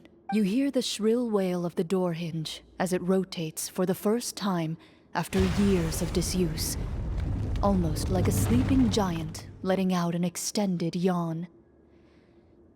You get the impression that the secrets buried behind this door might be just as heavy as the sound you just heard. It's open! Come on, let's go in! Paimon wants to see what's inside! Ooh, me too! Ugh, uncovering hidden treasure is the most exciting part of adventuring. What do we have here? Uh-huh. A stone tablet? And some shabby weapons? You call this a treasure vault? Looks more like an abandoned warehouse. Maybe the troop ran out of budget at the end? They provided a super immersive experience at the beginning only to drop the ball at the most important part. They could have at least filled this place with cardboard Mora or something. Wait, I get it now. Paimon, this is the real Marashose hunter treasure. Huh? This is it? The Marashose Hunter treasure is just a stone slab and some broken swords? I can't believe it. I refuse to believe it! Whoa, are you okay? The Marashose hunter before you appears to suffer a serious mental breakdown. He needs to leave the room for a moment to collect himself. One of you seems to understand the significance of the treasure already. If the rest of you wish to follow suit, you may remain here in the meantime and explore your surroundings.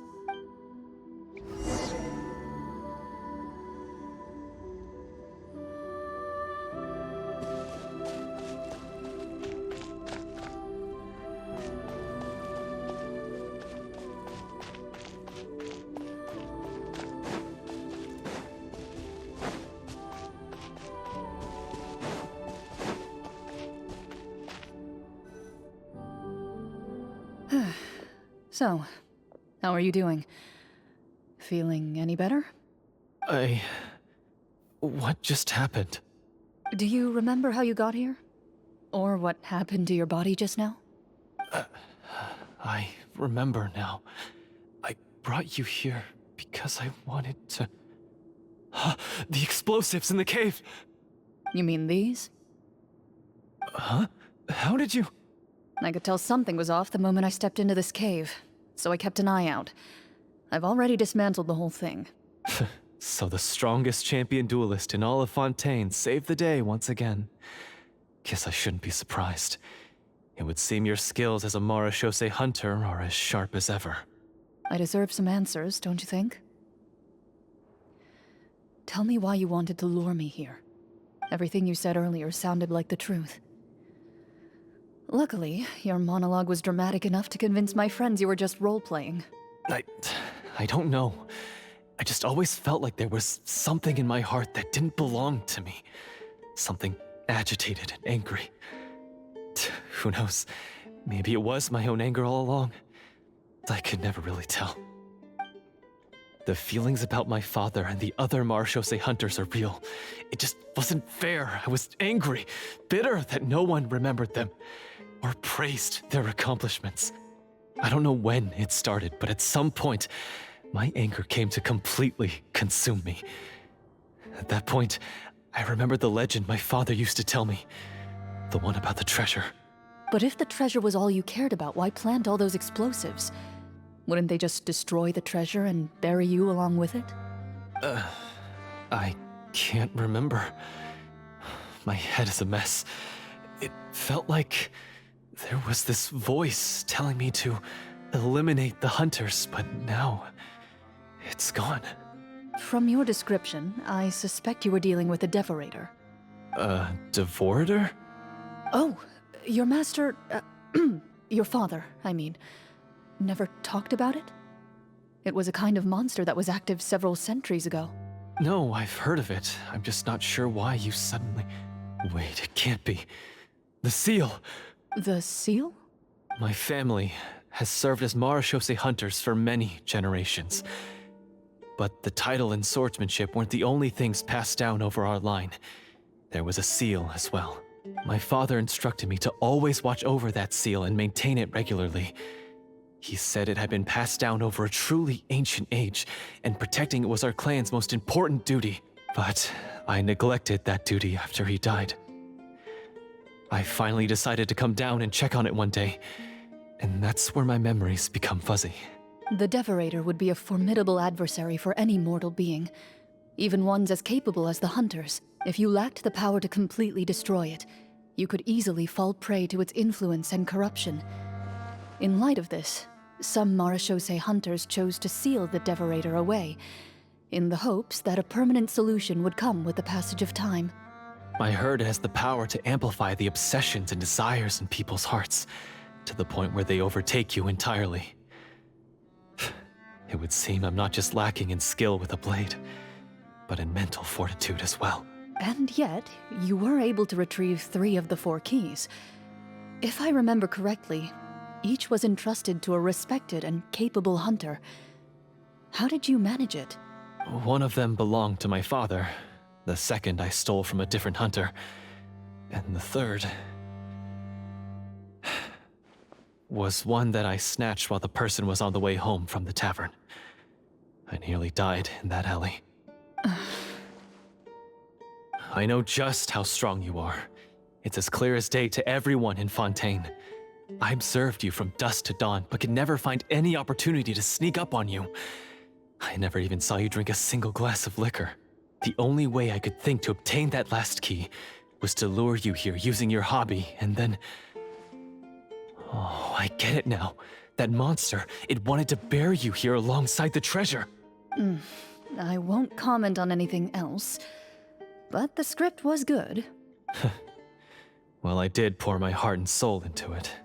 The stories my father used to tell me about the glory of the heroic Marashose hunters and how they came to be forgotten. It's more than just a story. Huh? You're proud to be a hunter. You're still holding onto that part of yourself, no matter how small. I have done so many despicable things. I have nothing to be proud of. Then explain the purpose of the evil sorcerer in your story. Huh? Isn't he the true antagonist? The one who sought nothing but his own gain, and used the people as pawns to attain it? In your heart of hearts, he was the one you truly wanted to defeat. But I've already tainted my sword. I no longer have any right to... Wake up, Florian. Remember how you introduced yourself earlier. Do you really think the hunters acted out of a desire for honor and glory? Or to be loved and acknowledged by the people? What did your father teach you about our order? You do not wield your sword for yourself, but to protect those you serve. There's nothing special about a blade. It's the intentions of the wielder that matter above all else. Do you still not understand? Even after seeing the treasure for yourself?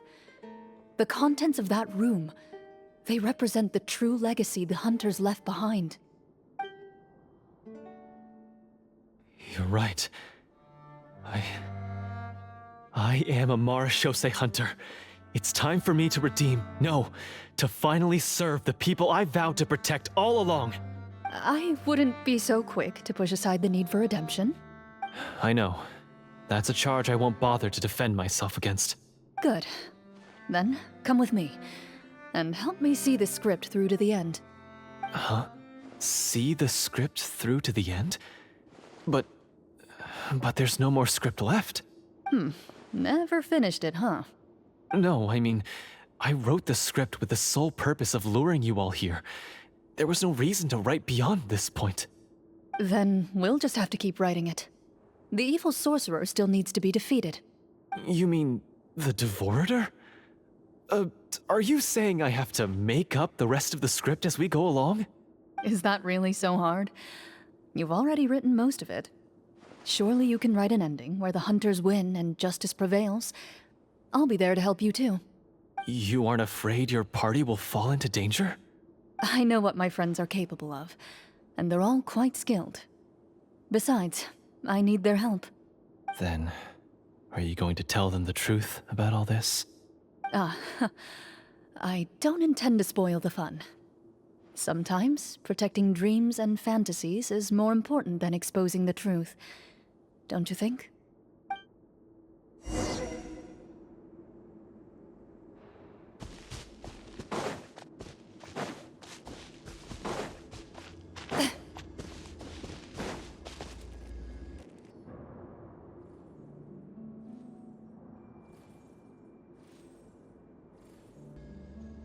They're back! That took a while. Ahem! My fellow Marashose hunters, please forgive me, for I have sinned. Tone it down. Sorry. After crossing swords with you and witnessing your courage in battle, I've rediscovered my true self and regained my pride as a Marashose hunter. Oh, do I smell a redemption arc? I confess, I was brainwashed by the evil sorcerer. He asked me to lure you here so he could bury you in this cave. That little... Wait, you're saying all of that wasn't you, but the evil sorcerer? That's right. He's adept at manipulating the hearts and minds of the people. I fell under his influence because I did not possess a strong enough sense of will. Huh! And how are you going to prove that you're a changed man? We're not going to fall for the same trap twice. To be perfectly honest, I only came to my senses after seeing the treasure. It reminded me of my father's past teachings. The treasure was actually... The names of all the Marashose hunters from ages past and their weapons? Wait, you already know? Of course. Don't underestimate a veteran role player's exploration skills. Oh, wait, I mean Marashose hunter Navia's exploration skills. We just finished reading through the content of the stone tablet. That tablet recorded the lives of some fascinating people. For example, this Marashose hunter called Est. She inherited the responsibilities of the Golden Hunter and passed judgment on many people. But in private, she had a very easygoing personality. Her favorite pastime was singing and dancing with her friends, and she was said to have a beautiful voice. So, she was just like you. Oh, you really think so? Well, when you put it that way, I suppose I also have a few things in common with this Walter. Working as an executioner, he supposedly used a countless number of tricks to confound his enemies in battle. Oh, if only I could have seen the feats of magic he pulled off back then. Their lives were all so exciting. You could write so many cool books about their accomplishments. How could they have all been forgotten? Because they chose to be. To hunt monsters that only appear in the shadows, you must also operate in the dark. To be a Marashose hunter is to willingly give up on wealth and fame. Then this stone tablet must have been left behind by their companions. That's right. Few Marachose hunters ever revealed their identity to the public. They always protected the city from the shadows. The only time they spoke of their accomplishments would be at night, when they gathered with their fellow hunters in front of the bonfire to share stories of the monsters slain by their hand. So, this tablet was created not so that the hunters would be remembered by the people, but so that they would be remembered by each other. No wonder this place was so well hidden. You regard the stone tablet in solemn silence. The names of your comrades etched onto its surface serve as a reminder that you are never truly alone. The tablet proves that, although a hunter walks a shrouded path, it is not a solitary one. There will always be those who walk beside you, a fact that remains as true today as in ages long past. Their legacies shall continue to be passed down from generation to generation, as everlasting as the stone onto which their names are carved. Father, you once told me that I should seek out the treasure if I ever became lost. So this is what you wanted me to find.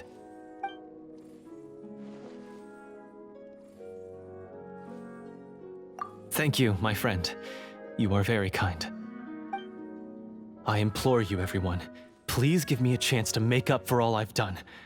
Allow me to fight alongside you and defeat the evil sorcerer that threatens the peace and prosperity of everyone in this kingdom. Well, I say we let you join. Sounds good to me too. Everyone makes mistakes. What matters is what you do to make up for them. I have no objections, but Mr. Florian, do you even know how to defeat the evil sorcerer? When he took over my mind, I gained some insight into his thoughts. Every time I thought of the treasure, he reacted with a strong sense of fear. Huh? He's afraid of the treasure? But there's nothing here except some broken weapons in the stone tablet. What if the secret's hidden inside these weapons? GM, permission to investigate.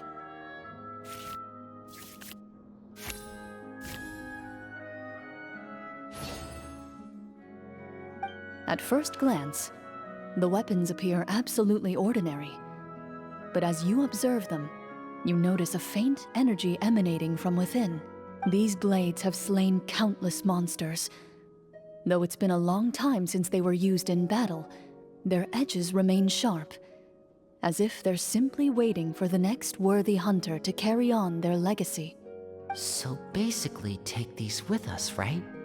I'll take this weapon, since it used to belong to Est. Maybe it'll find comfort in being held by someone who appreciates the arts. Ah, good idea. I'll take Mr. Walter's bow then, from one archer-magician to another. Paimon's gonna pick a cool weapon too!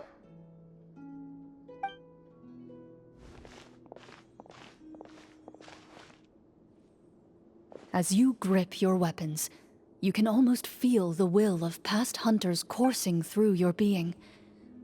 It's a feeling of courage, determination, a silent vow passed down from generation to generation that says, eradicate the monsters, no matter the cost.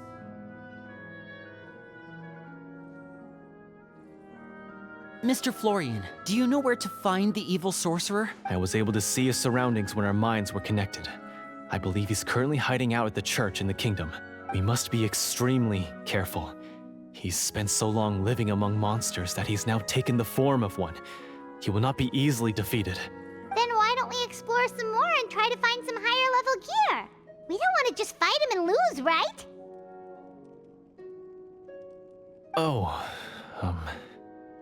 No, we have to strike now.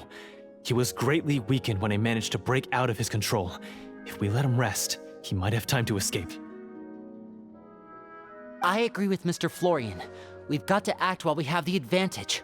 Don't forget, the people of the capital are counting on us. Yeah, now that we've got a plan, there's no point in waiting. The longer this drags on, the worse it will be for everybody. Yes, that's what's called... Yes, that's exactly right. Alright, you've persuaded Paimon. Mr. Florian, Please, lead the way. Of course. Follow me. He had to set up so many scenes today, and now he has to join in for this last part. I really don't envy his job.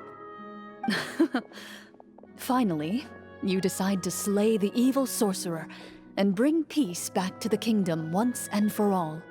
As you walk away, you feel the gaze of the stone tablet at your back, as if all the hunters of the past are wishing you success in the battle ahead and awaiting your triumphant return.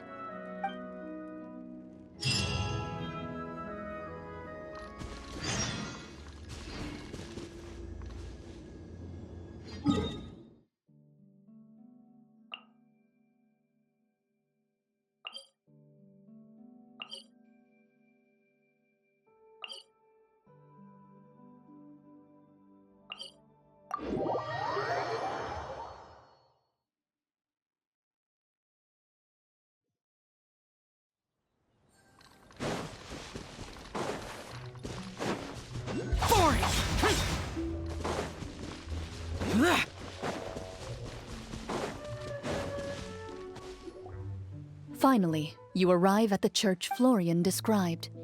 As you approach, an ominous aura surrounds you. You get the sense that your enemy is close at hand. How strange. This uneasy feeling seems so real. How did they manage that? Now, it is time for the final battle. Let's go!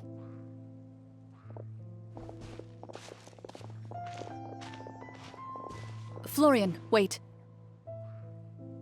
What's wrong? I think you should wait outside.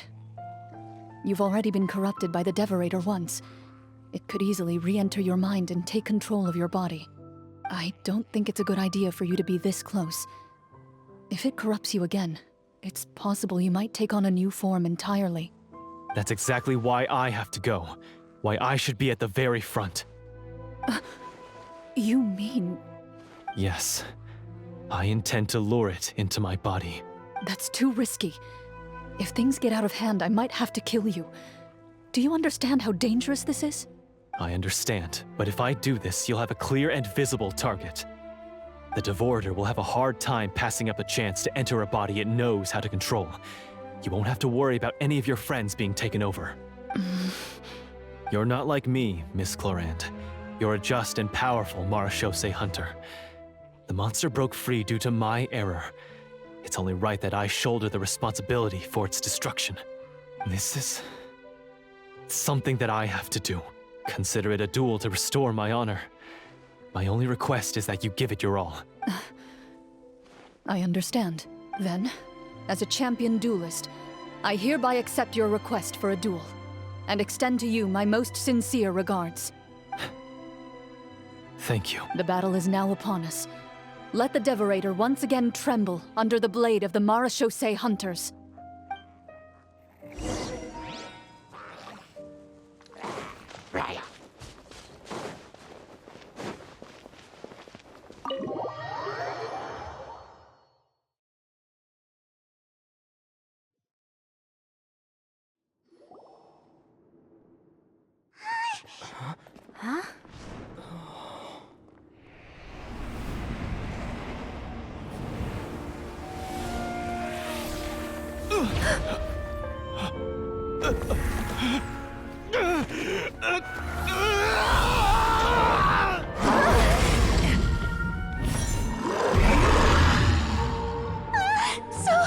So lifelike!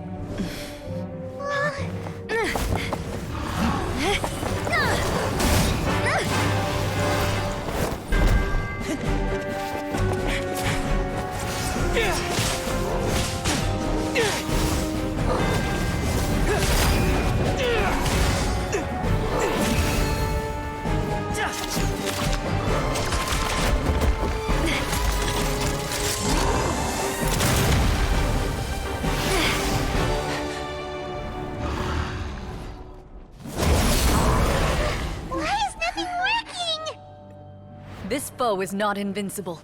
You hold the treasure, the power to defeat it, in your own two hands. The treasure? You mean... The names! It's the Marechaussee Hunters' names! How are we supposed to... You forget, Paimon? There's still one skill we saved until the very end. Hunters fight not for fame, but to aid the people whenever they are summoned. Walter the Marechaussee Hunter, master of 1,000 tricks, executioner of the Phantom Hunters, I call for aid! Est, the Marechaussee Hunter, inheritor of Cassiodor's will, judge of the Shadow Hunters. Answer my call!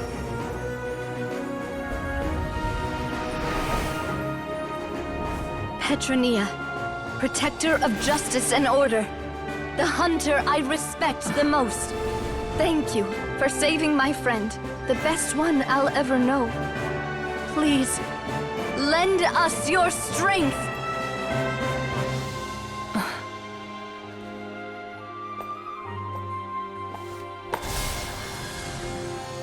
We have come to answer your summons.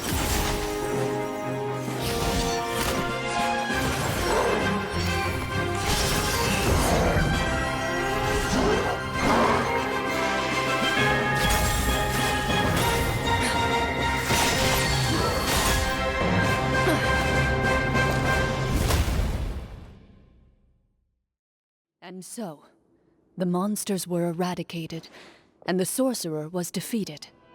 Peace soon returned to the capital. Those in the court, manipulated by the sorcerer, also recognized the errors of their ways. Some remembered the names of the heroes who saved their kingdom, but others simply continued their lives none the wiser. Such is the story of the Marechaussee Hunters. They pursue the phantoms in the darkness and exterminate all who pose a threat. They will always protect the city and those within it, even should all memory of their accomplishments be forgotten by the very people they serve. I am assuming we've finally reached the end of the script. Yes, you've reached one of the better endings. It's a pretty solid story overall. I thought it was just an ordinary adventure at first, but the further we got into it, the more impressed I became with the production and the plot. That final battle especially. All the effects were super realistic. Oh, right. Yeah, totally. That's a really good point. I never expected the weapons we picked up from that vault would have that kind of effect. Yeah, mine nearly scared the daylights out of me when it started glowing. I took a good look at it after we got out, but I don't think it ever lit up again. Oh, we should probably give these props back, right? I'll just leave mine here. Did you have a good time? Of course. Let me know if another script like this comes around. Sure, no problem. Then I'll head back for now. I think I need some time to fully digest everything that just happened. Once Mr. Florian is awake, please pass on my regards to him. He must be extremely exhausted to have passed out cold like that. You're right. He's had a lot to deal with. Well, see you all some other time. Toodaloo!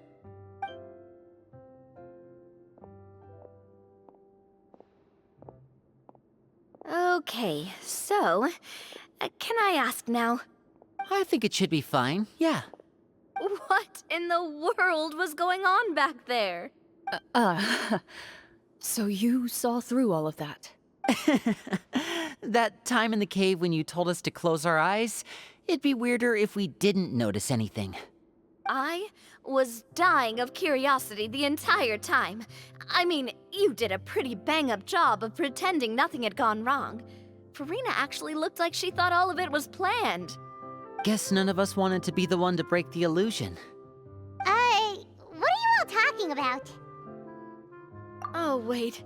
Don't tell me you never... Ugh, this is all my fault. It's not too late to cover your ears. Here, partner, I'll do it for you. Bit late for that, don't you think? You're saying everything that happened back there wasn't actually part of the script? It's probably more accurate to say this was never a real scripted story to begin with. What? So loud. My head. Hey, you! Get up right now and explain yourself! No shaking, please! Oh, my head. Did Paimon just hear that right? You guys made up that whole last part on the spot? It's not nice to lie to people, but Paimon's got to admit, that was a really good story, Florian. Oh, and nice improvisation, Clorinde! Yeah, it was like watching a magician improvise a spectacular magic trick after forgetting an important prop. If Paimon knew something was wrong with that vault, she would have floated straight in the opposite direction. Everything was under control. As if you've ever described a situation as being out of control. I'm pretty sure any situation you consider to be easy to handle would scare a reasonable person half to death. Guess I'm just used to it. You must run into a lot of unexpected situations then. That explains why you're so good at coming up with things on the spot. As for you, Florian, I know there's no excuse for what I did. I'll turn myself into the guards at once, confess my crimes, and accept any punishment that comes my way. I would say you've already suffered more than enough. What? You may have been blinded by fame and fortune in the beginning, but your actions during the final battle had proven you to be a true miHoYo hunter. You'll be far more used to the city above ground than below. Your job as a hunter is more important. But... Of course, you'll still need to take the keys and pay a personal visit to the 2 hunters you wronged. Prepare to accept any terms they give you as well. Yes, of course. As far as I'm concerned, though, your showing in the duel was enough to prove your honor. Then I'll do exactly as you said. I'll go return those 2 keys right now. Thank you so much, everyone. I'll do my best to prove myself worthy of the second chance you've given me. I swear this on my name and honor as a miHoYo hunter. Until we meet again, everyone.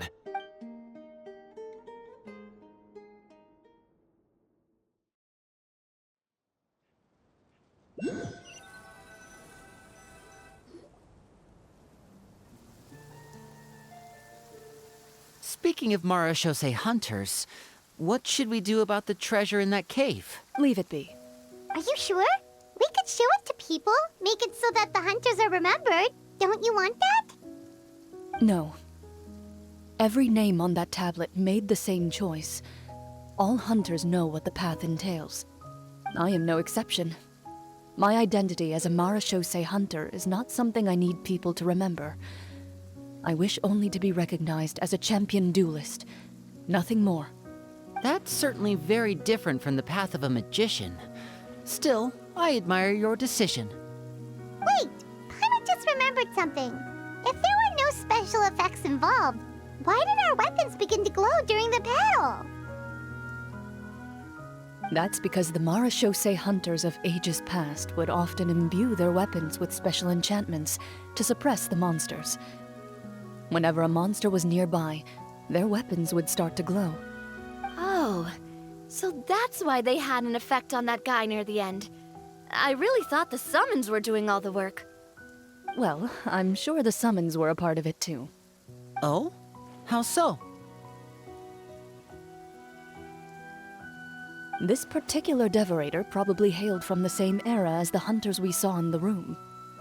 The names you recited all belonged to the bravest hunters. Countless monsters fell to their blades. That's likely why the devorator visibly reacted when you said them out loud. So the names held the power all along.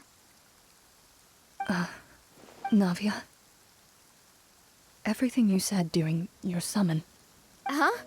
Oh, I meant what I said. I mean, it was true to my character, so yeah, I'm glad you heard it. Just don't make me repeat myself. It's embarrassing. I really appreciated those words. All right. Don't get all sentimental on me. Anyway, let's not talk about that anymore. I'm going to go on ahead. Don't fall too far behind now. She ran off! I should probably head back as well. This story was truly incredible. I might have to spend the whole night telling my siblings all about it. Goodbye. Traveler, should your name and deeds be forgotten, what do you think the significance of your journey will be? I suppose the significance would be the journey itself and the world we helped create. There's still value in the time I shared with everyone here, in the things we were able to accomplish, even if no one remembers them. A great answer. I'll remember it. Me, the Marachose Hunter, says nothing in response to that question. Perhaps her answer lies in her silence, an unspoken vow left to echo through the night. The path she walks needs no explanation.